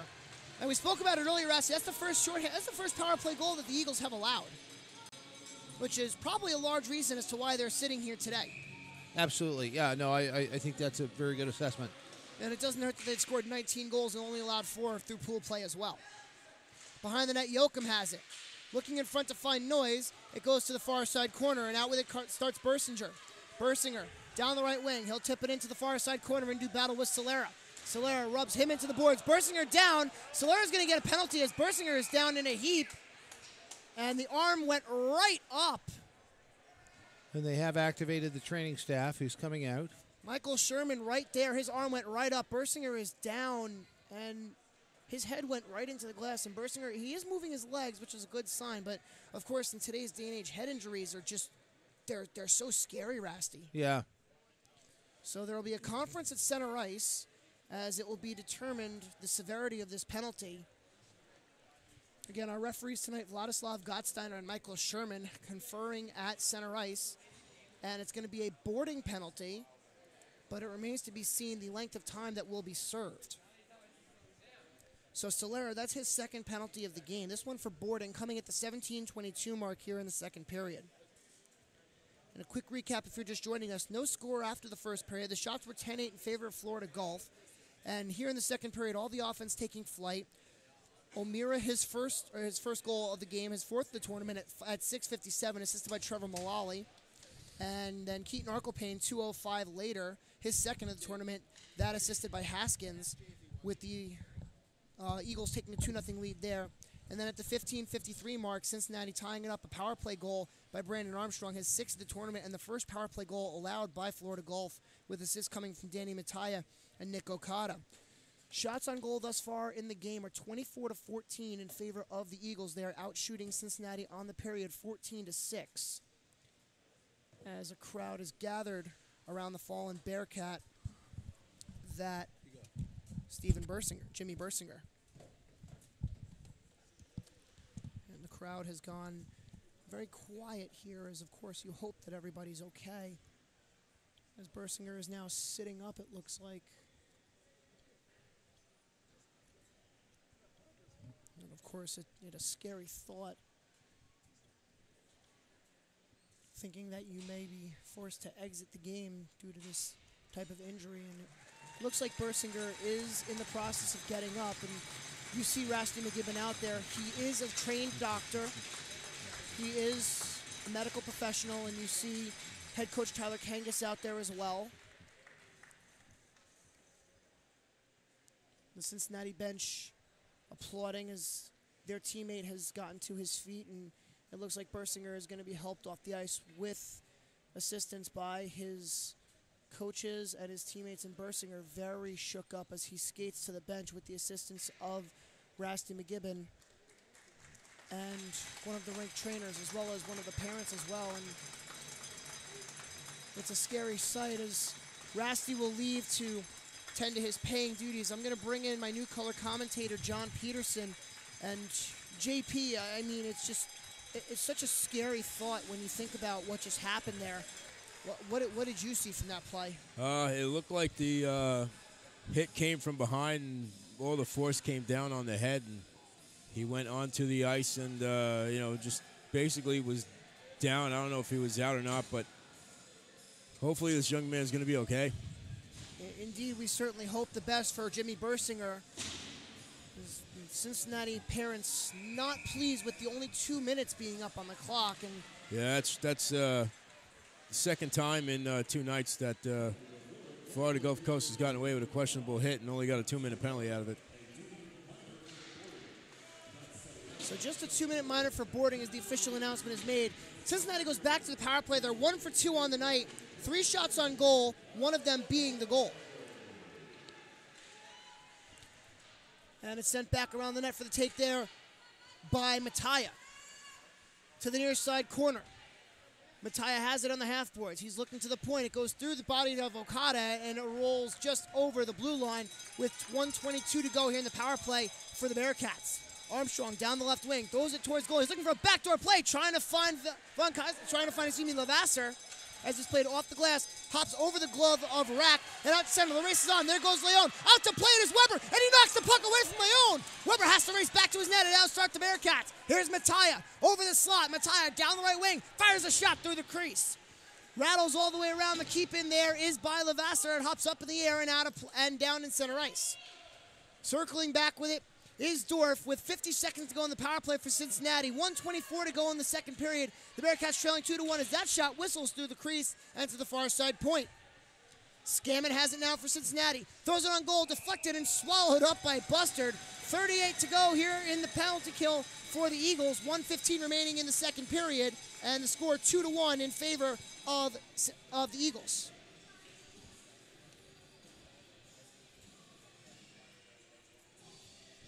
Face-off will be to the left of Jordan Bustard.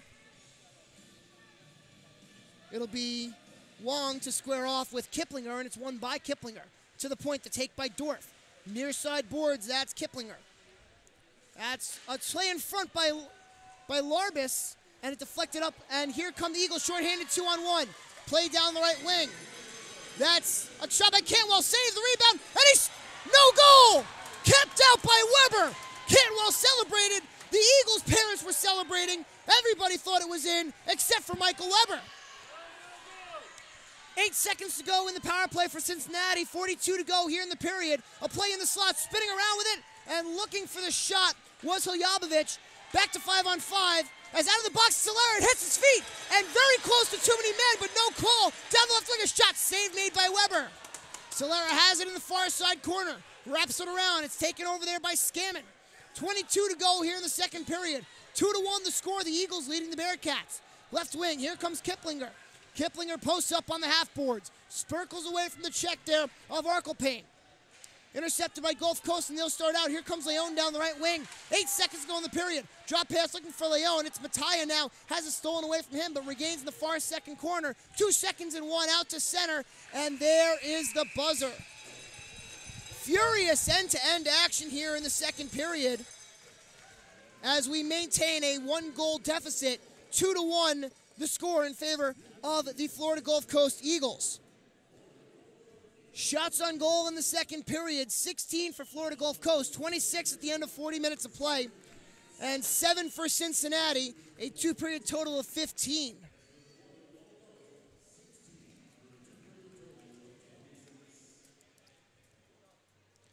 So Florida Gulf scores 2 in the period. They more than double the shots on goal against Cincinnati, but they do allow a goal as well, as it's 2-1 Eagles at the end of 1 period of play.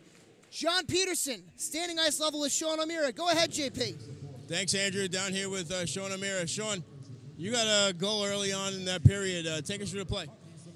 Just jumped in the rush. I saw a good opportunity to go. I called for the puck, and he put it right on my tape. That was it. Now you guys up 2-1 here in this game. How do you think the game's going for you guys? I think we let him get a little push there, taking some penalties, but hopefully we can bounce back after this intermission. Has this Cincinnati team been all you expected? Yeah, they're coming out a lot stronger than we thought. They're a good hockey club. Hopefully we can bounce back, like I said. I think we got it in the locker room, so we're ready to go. All right, Sean, thanks for your time. Good luck the rest of the way. Appreciate it. Andrew, back up to you. All right, well, thank you, JP. 40 minutes in the books, 20 to go in regulation. At the end of it all, one of these teams will be going to the national championship tomorrow afternoon against the Northeastern Huskies. Our score at the end of 40 minutes of play, it's the FGCU Eagles 2 and the Cincinnati Bearcats 1. You're watching the 2019 ACHA Men's Division II National Championship Tournament on the ACHA Broadcast Network.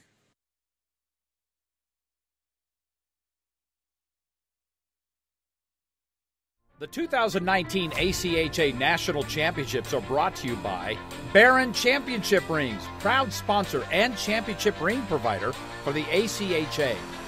Warrior Sports, the preferred stick supplier of the ACHA.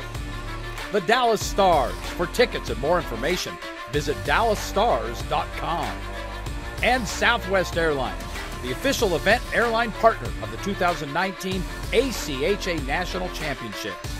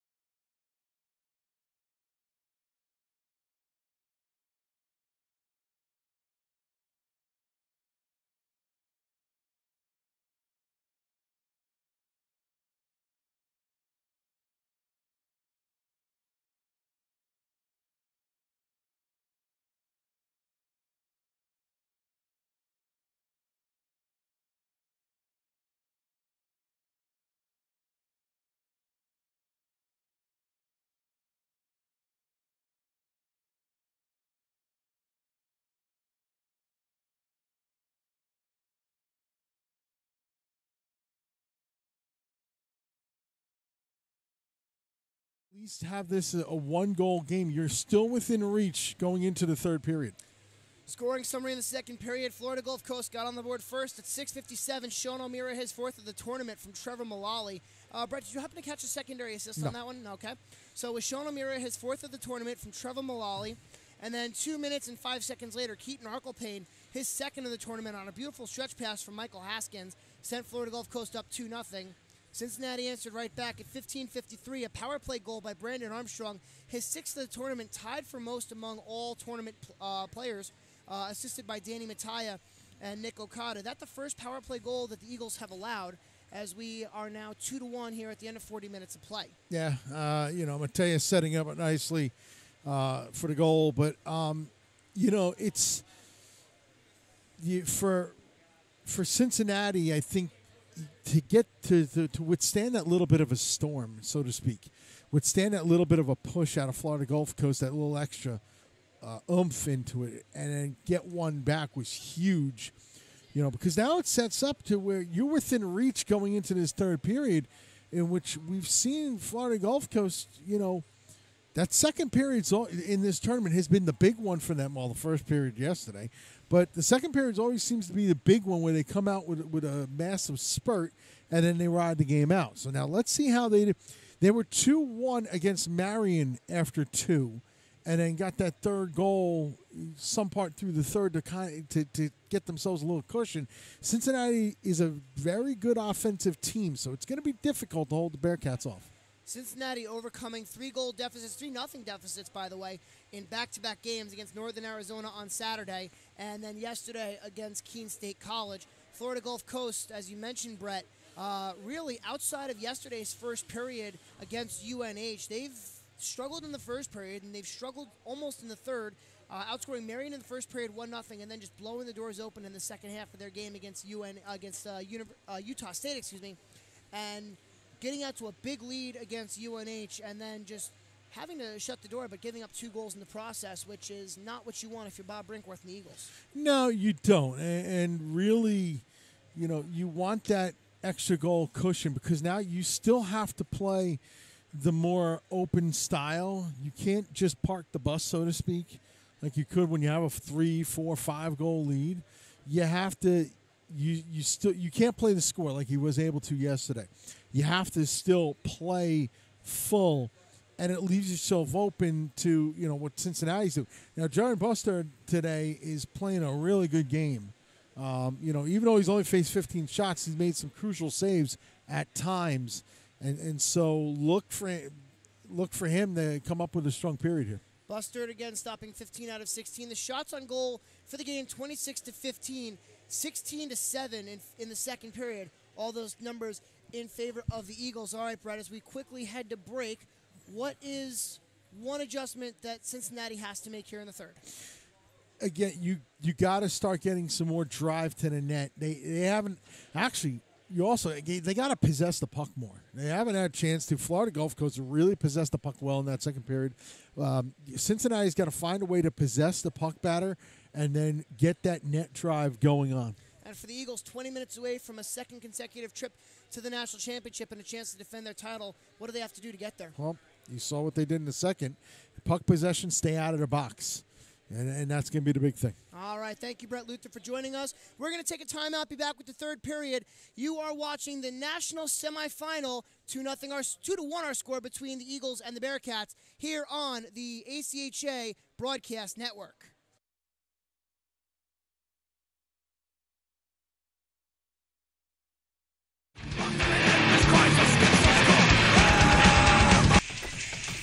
You ready? This guy's not ready. You're not ready.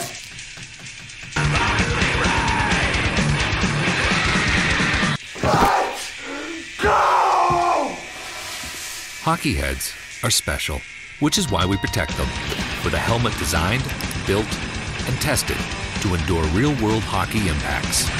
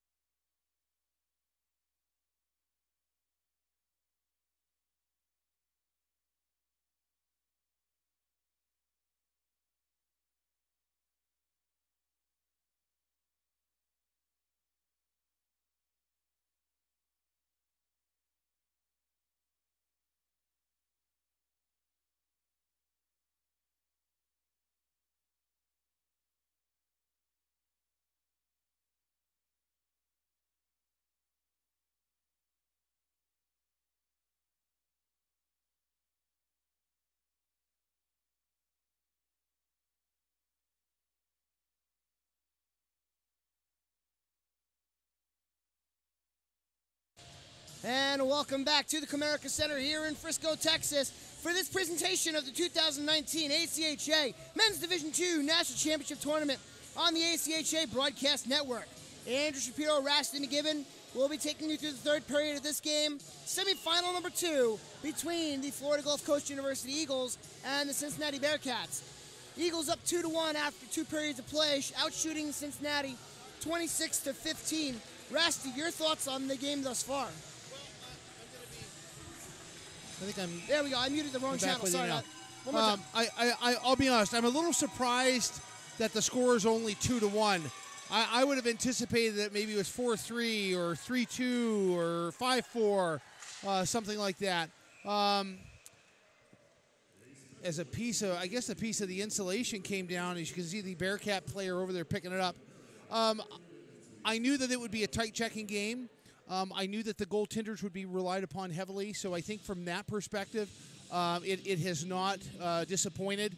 If you're a Bearcats fan at home, I think it's great. I think it's great that they scored, the response goal there to make it 2-1 as Florida Gulf went up 2-0. One thing that you've alluded to a couple times, Andrew, is that Cincinnati is a comeback team. And, my response is you don't want to get down 3 goals to Florida Gulf. But if you're Florida Gulf, you don't want Cincinnati to get really going with the momentum that they've demonstrated they can generate and then really roll with. You talked about Keene State. Keene State up 3-0, then coming back to pump in 6 goals. Florida Gulf moving right to left on your monitor in the white jerseys with green trim and blue numbers. Cincinnati moving left to right in the black jerseys with red and white striping across the shoulders and red numbers. How did we get here? All scoring coming in the second period. Goals by Sean O'Meara and Keaton Arkelpane for Florida Gulf Coast, 2 minutes and 5 seconds apart. Had the Eagles up 2-0, and then a response by Brandon Armstrong has the game now at 2-1, as taking it in the far side corner is a play forward by Mattia. He ties up there with Mullally, as it's played up and not out, and a nice keep at the line there by Lavasser. Thrown towards goal and sticked into the near side corner, playing up without is Solera. Kicked forward by Lavasser, now Mattia. Lavasser in the far side corner takes a hard check from Solera, but gets it towards goal. Fought off there by Bustard. Puck wraps around the boards, and it'll be taken by Arkelpane. He starts out, forechecked away from him by Dorf, and picked up by Mullally. Down the left wing, Mullally, a pass into the slot, a shot, score! Eduardo Leon! High glove over Weber! And the 2-goal lead is back for the Eagles. It's now 3-1 with a minute and 23 seconds gone by in the third. An interesting thing, when I saw Florida Gulf come out of the tunnel at the start of this period, not a player was saying an absolute thing, and they have come out skating very fast. And I'm not going to say that they caught Cincinnati off guard, but not the start that I think Cincinnati was anticipating. Again, I'm going to go back to what I've said. Cincinnati cannot go down 3 goals to Florida Gulf. They got to keep them on a short leash. Cincinnati really needs to get this next goal. It's imperative that Cincinnati also stays out of the box. The only penalty they should take is to actually negate a clear scoring opportunity. And then don't give up a penalty shot. Eduardo Leon, second of the tournament. Mullally will get the lone assist as Florida Gulf Coast is back to with a 2-goal lead. A minute 23 into the game. Quickly comes Okada for Cincinnati. Down the right wing. Okada takes it in the near side corner. His play in front hits the side of the net. And Yoakum will break it out for Florida Gulf Coast. A nice move by Yoakum to get around the forecheck there of Scammon. He'll just play it into the far side corner. Weber out to play it. He drops a pass for a turning play by Ennis. Here's Okada starting out deliberately. A long stretch pass. That'll spring a man. That's Kiplinger alone in front. And Weiss scores! Brady Kiplinger! A long pass by Okada and a breakaway goal. It's 3-2. And Rasty, if I'm not mistaken, Michael Weber's going to get an assist on that. Weber may get an assist. And interesting that play kind of formed in the neutral zone. And what happened, Haskins got knocked down. He was a little slow to get up. And we see him out kind of skating there at the far end of the bench. He looks like he's favoring his left leg a little bit. Stick was knocked out of his hands, and he was a little slow to get up. He was the second of the defensive pairing there, which allowed for the helped open the far side as Cincinnati was able to go in and to score one there. That puck out of play. Kiplinger's second of the tournament.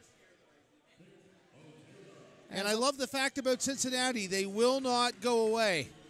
So Okada officially credited with the lone assist. We're going to give Weber the secondary there because he left the puck off for Okada, who played a long breakout pass on to Kiplinger. So officially, it's going to be Okada getting the lone assist. We're going to add a secondary one for Michael Weber. So to the Weber family and friends, if you're listening back home, we got you. Up the left wing boards, it's played out to center. Bouncing puck into the paraphernalia of Brandon Beard. As quickly down the right wing goes a play for Evan Maxey. That's Arkle Payne on the far side boards. And a shot coming gloved off by Weber. It carries around to the near side point. O'Meara throws it down low, hops over the stick of Dorf, and now it's going to be Flanagan in the near side corner. Penalty coming up. That'll be against Cincinnati as the touch is made. And some extra pleasantries being exchanged between Haskins and Talebi. 16:57 to go here in the third period. Teams trading goals. It's now 3-2, Florida Gulf Coast as they go to the power play. Excellent response there by Cincinnati as they were able to come back and score, not giving Florida a 3-goal lead because I think a 3-goal lead is going to be a hard one for them, but they continue to chip back at it. Cincinnati has not led in this game. Florida Gulf has led by as many at two distinct times. Roman Hiljabovic gets the call. It's 2 minutes for cross-checking. That penalty coming at the 3:03 mark of this third period. Florida Gulf Coast 0 for 1 on the man advantage with just one shot. Far side boards is taken by a shot by Solera, fought off there by Weber. Weber loses his crease. It's played out in front, and it'll be held onto and skied up in the air, just barely into the center ice zone off the stick of Colin McAllister. We did get an explanation from Ed Giacomucci, Commander-in-Chief of the officiating, about the height of the ceiling and a little bit also about when we were playing down in Plano, which had a lower ceiling, and how referees would evaluate calls with interference from the building structure. Play over for O'Meara at the top of the point. Firing from the left wing board, that's going to be Leon. As behind the net, it's going to be played out wide. Yoakum now goes to the point for Solera. Back for Yoakum on the far side boards. Over for Solera. He fires a shot, goes wide. Bouncing puck controlled by Colin Rack, and he'll send it all the way down. 50 seconds to go here in the power play for Florida Gulf Coast. 15:43 remaining in the third period. The Eagles leading the Bearcats 3-2 with a trip to the finals and a date with Northeastern tomorrow afternoon, waiting for the winner. We're going to get a whistle and a hand pass with 35 seconds to go in the man advantage for Florida Gulf Coast and 15:32 remaining here in regulation. Just one shot on goal thus far for Florida Gulf Coast in this first minute 25, and that Rasty is accurate as all the other shots have just been wide. Face-off is going to come all the way down inside the Florida Gulf zone, and if you are a Bearcat or a Bearcat fan, that is the safest place to work on killing off the last 35 seconds of this Florida Gulf power play. And it's kind of tough for a team to score when they're 200 feet from your net as out starts Wong. Back pass across. That'll feed O'Meara. Down the right wing. Here goes Cantwell. Cantwell posts up at the far side boards. Plays it over for O'Meara. 19 to go in the power play for Gulf Coast. O'Meara wraps it around. Tie up there. Cantwell. He's muscled off by Rossiter. And starting up with it is Rossiter. Down the right wing. That's going to be Dorf who just sends it in. 5 seconds to go in the man advantage for Florida Gulf Coast. Cincinnati kills off another one. Florida Gulf 0 for 2 on the power play today. Only 2 shots on goal, and that's really a good job by the Bearcats to bear down, no pun intended, as we get an offside with 13:50 to go here in the third. That's really a testament to Cincinnati's ability to stand up tall on their penalty kill. Well, and again, you know, I have not been able to, this is the first game I've seen of Cincinnati, and I continue to be impressed by their resilience, their ability on penalty kill, and definitely Michael Weber, who is doing a fantastic job today. Just shy of 92% is the successful kill rate for this Bearcat power penalty kill, that through pool play. They're perfect here on 2 attempts, as that shot was taken by Armstrong and blocked off by the Eagles. Out starts Yoakum down the right wing. Rack intercepts. Yoakum has it now for the Eagles as they do battle just in front of the Bearcat bench. Behind the net now, it's going to be taken for a play out by Tossi. Diving keep was unsuccessful, as with this now is Noyes. He throws it towards goal, fought off by Weber. Reversed back and intercepted by Flanagan. Looking for Noyes in front, but it's stolen away, and here come the Bearcats. That'll be Colin Rack. 3-on-2, 4-on-2 now is back checking for Florida Gulf Coast was Noyes. It's played out to center and controlled by Dorff. He'll send it back in behind the net. Buster leaves it off for the take with 6 minutes gone by here in the third period, and the Eagles of Florida Gulf Coast leading by a 3-2 count. Back in behind the net, Okada has it. Coming in to attack him is Keaton Arkelpane, one of the 3 goal scorers for Florida Gulf Coast. That one played out and all the way down. It goes on goal, so it has to be steered away by Bustard, which negates any icing. Here with it for the moment was Mattia, stolen away there by Haskins. Arkelpane plays a pass across. It goes over the stick of Ennis, who falls down. Okada there to recover for Cincinnati. He'll go off the near side boards, looking to try to spring Von Kaiserling as it's played back into the Cincinnati end. Haskins will take over off the pickpocket there of Armstrong, who has it now for Cincinnati. Into the slot, it's Okada. He fires a shot. It goes into the paraphernalia there of Sean O'Meara, as escaping with it was Larbus. Near side corner, a tie-up. It's taken there by Kiplinger. Out to the point, a shot goes wide off the stick of Ennis. Out in front, it's pitchforked out to center and all the way down. Okada racing back, no icing with 13 to go here in the period. 3-2 the score. Shots on goal, 30-17 on the game in favor of the Eagles. The tally is 4-2 on the period. Also in favor of Cincinnati. To the point, it'll be taken there by Dorff. Dorff drops a pass back off for Rossiter. Pitchforked up ahead, it goes onto the stick there, and a shot goes wide off the stick of Scammon. Dorff will play it in. Goes over the stick of Scammon. Far side boards. Rossiter coming in. A nice little pirouette move to maintain his footing as he was knocked loose of the puck. A left wing point keep there by Kiplinger, who has one of the 2 Bearcat goals today. Far side corner played up the wall. Kiplinger intercepts the clearing attempt. And it's played out to center, touch forward, and there goes Cantwell, one-on-one around Dorff. Cantwell knocked off the puck by Dorff. It goes into his feet. He has it and plays it off behind the net.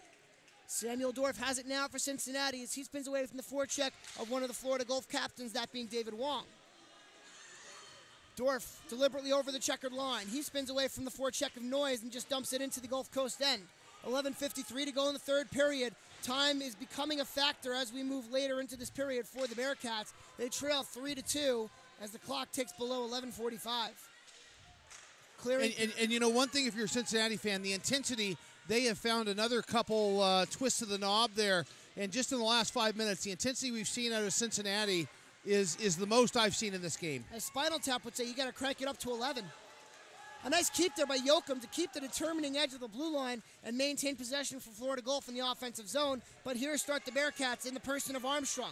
Down the left wing, it's going to be sent in all the way behind the net. Starting up with it is O'Meara, if he can get around the forecheck there of Kyle Talebi. Talebi doing battle there with O'Meara, as in to help him out is going to be Stephen Lang. Now the take there is by Colton Howard. Howard muscled off the puck there as O'Meara has to take it for Florida Gulf Coast. Play out to center. Here goes Yoakum over the checkerboard line, and he'll just dump it in behind the Cincinnati goal. 10:50 to go here in the third period. 3-2 your score between the Eagles of Florida Gulf Coast and the Bearcats of Cincinnati. Weber holds the post on that wraparound attempt by Leon. To the point he goes for O'Meara. Over for the take there by Maxey. A shot goes wide. To the point it goes, and keep it at the line by Howard. Howard throws it towards goal, into the slot. A play there by Leon as his stick is lifted, and now Will Lemick will take over for Cincinnati. To the point it goes, a shot by Howard. Up in the air. Weber never saw it. It goes on the side of the net, and the puck played with a high stick, so we'll get a whistle with 10:23 to go here in the third period. And Florida Gulf Coast leading Cincinnati 3-2. And that was a close call. That puck was took an awkward bounce, went up, I would say, 8 or 10 feet in the air, and came down. From our vantage point, really hard to tell if it was going to come inside the goal area. Unfortunately for Cincinnati, just outside to the blocker side post, as Weber there, a full right catch. Puck sent all the way down, and it will not be an icing, as negating it with his speed is Kiplinger. Wrapped around the boards, Leon there to take for Gulf Coast. Here's Eddie Leon down the right wing. He tries to play it up ahead. He was looking to spring Arkelpane, but it's turned back for the play forward by Mullally. Into the far side corner in front. Shot never came. That off the stick of Leon, and now Cincinnati will start up. Breakout pass onto the stick of Levasseur. Over the right wing boards, Levasseur throws it towards goal. Gloved onto by Bustard, and he'll get a whistle. 9:50 to go here in the third period. 3-2 the score. The Eagles of Florida Gulf Coast University leading the Bearcats of Cincinnati. This is the 2019 ACHA Men's Division II National Championship Tournament on the ACHA Broadcast Network.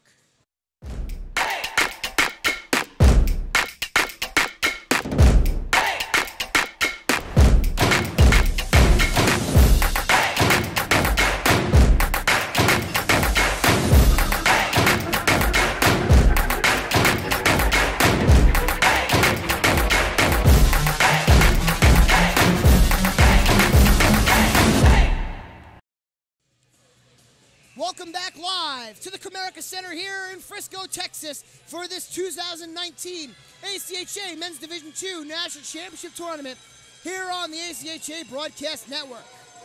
Andrew Shapiro, Rasty McGibbon. This is semifinal number 2. The Florida Gulf Coast University Eagles leading the Cincinnati Bearcats 3-2. The winner of this game will face the Northeastern Huskies in the championship tomorrow afternoon. That game at 4 p.m. Central Daylight Time. Please check your local listings. Dorf spins around the forecheck of 2 Eagles, and on a second effort, it's played ahead. Here's Wong 2-on-1. Wong playing a pass across. It hits friendly fire, rolls in front of the crease, and the shot cleared wide. Haskins fakes a shot, goes over for O'Meara. O'Meara, a shot blocker down by the stick of Rossiter. Larbus sends it around. Rossiter has it now for Cincinnati, and he'll calmly take possession of the puck. Almost intercepted, and there goes Cantwell, 2-on-1. He's got a man with him. Cantwell fires a shot, held onto and brought off by Weber. Side of the net, they battle for it. Weber tries to freeze it. Penalty coming up to Florida Gulf Coast. This one skied out to center, and the touch is made by Haskins. Cincinnati will go back to the power play. They're 1 for 3 on the day with 5 shots on goal, as a high sticking call is made against Dylan Cantwell. Last time, and so we'll have to see this time if they are able to capitalize. Opportunities being given to Cincinnati for them to climb back. They definitely have had a huge change in momentum here recently, and are playing harder than I have seen them in the first 50 minutes of this contest, and it could not come at a better time.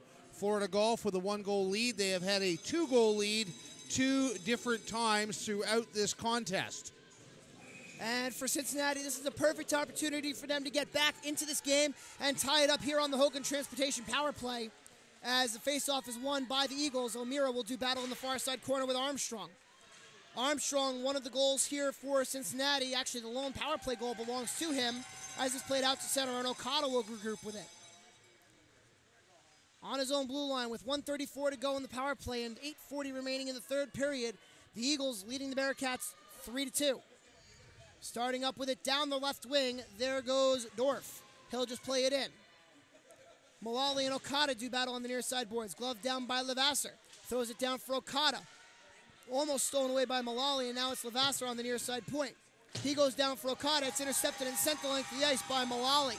1:09 remaining here in the power play for Cincinnati. 8:12 left in the third period. The Eagles of Florida Gulf Coast leading the Bearcats of Cincinnati by a 3-2 count. And Florida Gulf able to change entire penalty killing unit on that last clearing. That one is sent 4 fresh bodies out. That one is sent all the way down, and Cincinnati will have to regroup. Quickly with a head of steam comes Hiljabovic. Dips his shoulder, goes in front. Through the crease, it's played, and out to center. Unable to keep it in was Levasseur, and Dorf has it now with 38 to go in the man advantage for the Bearcats and 7:41 remaining here in the third. Larbus dispatched of him, and Michael Weber behind the play started for the bench, raising his arms asking for a call as Larbus was taken down, but in a legal fashion, as rule our referees this evening, Vladislav Gottsteiner and Michael Sherman. Bustard plays it up the boards, and it hops over the stick of Okada. Here comes Leon. 1-on-2, short-handed. Leon, a nice move, has the puck stolen away from him. Here goes Hiljabovic into the feet of Okada. 2-on-2 as the Eagles make a change. 1 shot on goal thus far for the Bearcats, and that's all they're going to get as we're back to 5-on-5. Back behind his own net, Rossiter will start up. 6:58 to go in the third. Puck hops over the stick of Mattia and played back in behind the net where Weber has to leave it off. Dorf with the puck for the Bearcats. Up the left wing, here goes Mattia. Mattia crunched off there by Joe Flanagan, and circling back with it is Hiljabovic. Now Dorf to take. Spins away from the forecheck of Noyes. Samuel Dorf over the crest of center ice. Here comes Mattia into the Eagles' end. Mattia, a shot blocked on the way by Haskins and controlled by Yoakum. Played up and all the way down, and this will roll on goal, so Weber has to leave it off, negating any icing, and now Colin Rack will take over for Cincinnati. Rack with a head of steam, gains the left wing red line, and sends it in. First one there to get it is Matthew Solera for Florida Gulf Coast. Here's Brett Yoakum. Plays it up and glove down. Onside has to be regrouped. Here comes Armstrong. Armstrong, a nifty move. A dish off for Mattia. Mattia in the near side corner. A crunching check there by O'Meara. Far side corner. They do battle. And here goes Leon feeding a pass out for Yoakum. Controlled at the checkerboard line and sent back in by Ben Tossi. Cincinnati's offside, so they have to regroup as the forecheck goes unnoticed. And offsides is whistled down. 5:48 to go here in the third period. The Eagles that much closer to a repeat trip to the finals and a chance to defend their title. The Bearcats that far away from defeat and ending their season. Well, I'll tell you though, 5 minutes and 48 seconds. The rest of the season for both teams in the balance here. Cincinnati, in some ways, you could say they got them right where they want them. Florida Gulf though is not going to let off the gas. That's one thing that we have seen from them year in and year out at these national tournaments, and it's almost like they have, a card up their sleeve that they can pull out at any time, like when they need to crank it up. Long sends this one back in behind the net. Weber has to play it off. Rossiter leaves it up the boards, and it's taken there by Levasseur. Played up the wall for the take. Here comes McAllister. Up ahead, swung in there by Lang. Out to play it is Bustard. He fakes a nice move there by Stephen Lang and a good head fake by Jordan Bustard to almost eke Lang out of his skates. I would call that a shimmy shake, and then he played it off the wall. Call it whatever you want. I call it fantastic. He's down the right wing. Here goes Dylan Cantwell. Shot coming. It deflects up and out of play off the body of Logan Rossiter. 5:06 to go here in the third period, and the Eagles leading 3-2 over the Bearcats. Our semifinal earlier today featured an all-Northeast semifinal between the number 1 ranked Minutemen of UMass and the number 3 ranked Huskies of Northeastern. That game scoreless through 40 minutes of play. 2 goals 17 seconds apart by each team in the third period. Had the game knotted at 1 until the last minute of play when Matt Koziel of Northeastern ended it in regulation, that is, by daggering the UMass Minutemen, and Northeastern winning 2-1. And they'll move on to the national championship game tomorrow afternoon, as Nick Okada will race back to get this one before 48 to go here in the third period. So at this point in the game, a few things changed. The play of Florida Gulf has got to change. The play of Cincinnati's got to change. Also, the interpretation of what happens on the ice by the officials is going to change. It's going to have to be pretty something blatant. I've seen a homogeneity in the level of officiating here, and it's going to have to be something pretty blatant for them to call it, because at this point in time, a penalty could be fatal for either club. As our coordinator would say, it's got to be blood break or breakaway in order to raise the referee's arms, and will remain to be seen if it gets that far. Played across for Okada, sent up ahead. It goes onto the stick, and a nice move there by Scammon. He goes into the far side corner. Crunched off by O'Meara. Throws it across the crease. It rolls to the near side boards. Yoakum plays it off the glass and out to center. Dorf controlling with 4 minutes to go here in the third period, and the Eagles of Florida Gulf Coast leading the Bearcats of Cincinnati 3-2. Puck gloved up in the air. It'll be taken now by Dorf. He spins away from the forecheck of Flanagan, but not before Flanagan puts his body on Dorf's and forces a turnover. Controlled again by Cincinnati is up the wall. Here goes Larbus. Puck knocked off of his stick by Colton Howard. Left wing boards. The take-in is by Kiplinger. Kiplinger gets around Solera. To the left wing boards. A shot coming off the stick of Larbus goes through the crease. That was a dangerous shot. Rossiter sends it around for the take by Solera, and he'll play it up as it's sent back into the Gulf Coast end off the stick of Scammon. Armstrong had it knocked away from him. O'Meara played out the left wing for Yoakum. Yoakum takes a check from Lang. Mattia has the puck knocked off of his stick as he's pickpocketed by Howard and played up. Stolen away at the crest of center ice. It'll be sent in by Scammon. Around the net it goes. Solera there for Florida Gulf Coast. He'll send it out to center. Okada has it with 2:58 to go in the third period. As we get closer, we'll keep an eye on Michael Weber and see when Coach Tyler Kangas decides to lift him from the net. Long plays this one out to center. It'll roll just inside the Cincinnati end. Colin Rack there to take it as he has Brandon Beard coming in on him. Down the right wing, here's Levasseur. Stolen away there by O'Meara. He'll just touch it forward. Possible 2-on-1 for the Eagles. O'Meara into the slot. He was trying to find Beard, who goes crashing into Weber. 2:35 to go here in the third period. The whistle blows for a dislodged net, and Michael Weber appears to be in a little bit of discomfort as he was bowled over by Brandon Beard and went crashing into that left side goalpost. And we hope that Michael Weber is okay. Already one of the players from Cincinnati coming out of the game there in the second period. And that was Jimmy Bursinger, and we do hope that Bursinger is okay. We do have word from the locker room that he is in good spirits. Everything is good. He actually just walked. He just walked past us just a moment ago and out. Oh, good. Yeah, good. Yeah. So Bursinger is good. He is walking off under his own power. He is very much alert and aware. And we just had the medical trainer go about 10 feet onto the ice, and he got the word from Weber that he is going to be okay. Over there consulting with the official, number 6, Nick Okada, as he was trying to get an interpretation of the no call when Weber there knocked down into his into his net. Weber there with a little circular movement of his catching arm. The right arm for Michael Weber is his catching arm, as we would call him a backwards goalie, as this puck is fought for, and escaping with it is Okada for Cincinnati. 2:25 to go here in the third period. Okada takes it down the left wing. Puck was knocked off his stick by Mullally. Florida Gulf bench thought it was offsides. It's sent all the way down. Instead, it'll be an icing for the Eagles, as with 2:17 to go here in the third period, the faceoff will be back to the right of Jordan Bustard. See some of the coaching staff there of Florida Gulf asking for clarification from the linesmen.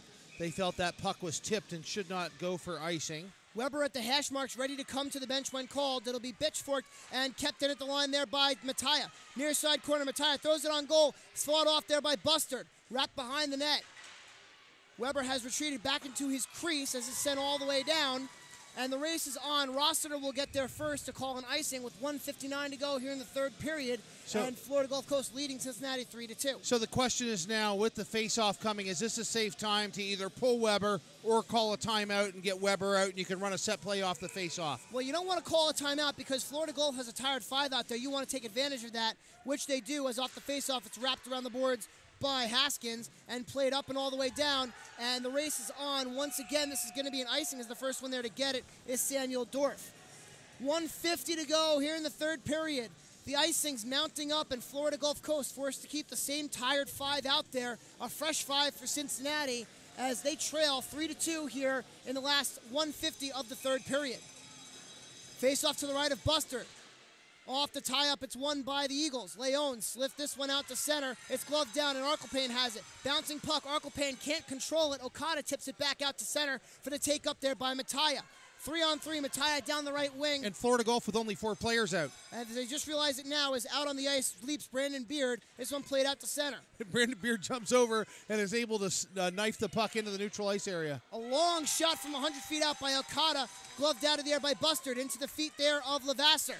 Weber to the bench for the extra attacker. Down to the boards, it wrapped by Beard. It's gloved and all the way down. Hops under the stick of Von Kaiserling. No icing, is back to play. This is actually going to be Kiplinger. He leaves it off for Okada. 1:04 to go in the third period. Florida Gulf leading 3-2. Net empty for Cincinnati. Backhanded pass is intercepted. Here's Long off the boards. He'll play it out. Okada at his own blue line. Now over the checkerboard line. Nick Okada, the captain for Cincinnati, wraps it around. Ripped ahead there by Kiplinger. In the far side corner, it's Mattia. Kiplinger takes over. To the point it goes for a rack. Over for Okada. It goes under his stick. Okada throws it towards goal. Through the crease. He was looking for the deflection, but not there. 36 seconds to go in the third. Far side corner. A play there by Kiplinger. To the point it goes. Into the feet of Rack. Over for Okada. Okada looking back door. He found Kiplinger, but unable to pull the trigger.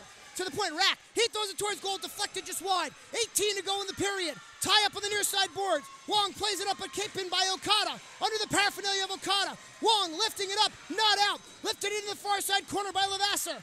Solera ties up there. A shot coming in the slot. Never on goal. Just wide off the stick there of Kiplinger. 2 seconds to go. Played in behind the corner, and that will do it. The Florida Gulf Coast Eagles will defend their title tomorrow afternoon against the Northeastern Huskies. What a game. I tell you, what an absolute game. Hats off to both teams. It really came down all to the very end. Cincinnati just would not go away. Down two separate times in this contest and fighting back. And I tell you, what a fantastic story. First time in this national tournament, and they have everything to hold their heads up about. Fantastic goaltending by Weber. He gave them an opportunity to win. Florida Gulf, I think, probably underestimated what they would see out of Cincinnati. I don't think they anticipated that this would be as close a contest. As I said, Florida Gulf up two goals, two separate times. Cincinnati did not go away and battled back. 2 goals in the third period, one by each team. Eduardo Leon will get credit for the game-winning goal, his second of the tournament, at 1:23 of the third period, as that put the Eagles up 3-1. An answer by Brady Kiplinger, his second of the tournament, that less than a minute later, with help from Okada and Mike Weber. That made it 3-2, and from there it was just a dogfight. Trading chances, big saves on both sides by Jordan Bustard and Mike Weber. And when the dust settles, it will be the Northeastern Huskies taking on the Florida Gulf Coast University Eagles tomorrow afternoon. Puck drop at 4 p.m. here on the ACHA Broadcast Network. And we certainly hope you'll join us. John Peterson standing by momentarily for an interview with game hero Eddie Leon. JP, take it away. All right, thanks, Andrew. Down here with Eddie Leon. Eddie, you guys going back to the final? Yeah, I mean, this is what we worked for all year. We're looking forward to it. We have a lot of experience on this team, and I think we'll do well. Now, coming into this game, you're facing Cincinnati, a tough offensive team. Did they give you all you thought they would? Yeah, absolutely. We knew they were going to come out hard. We played them earlier in the year. They gave us a good game, but we bared down the D zone. We got pucks out. We kept it simple, and I'm happy with the way we played. Going into tomorrow against Northeastern, what do you expect out of that? Well, those Northeast teams are quick, so I think we have a fast team. We have a lot of experience. We have a lot of guys who've been here before, so we're looking forward to it. You do have a fast team. Congratulations. Good luck tomorrow. Thank you. Andrew, back up to you. All right, thank you, JP. So the final score here, 3-2. The Eagles defeat the Bearcats and earn their trip back to the national championship. Really, Rasty, a thrilling effort by both teams, and you can't say enough about the job that both teams have done, just even to get here and then here tonight.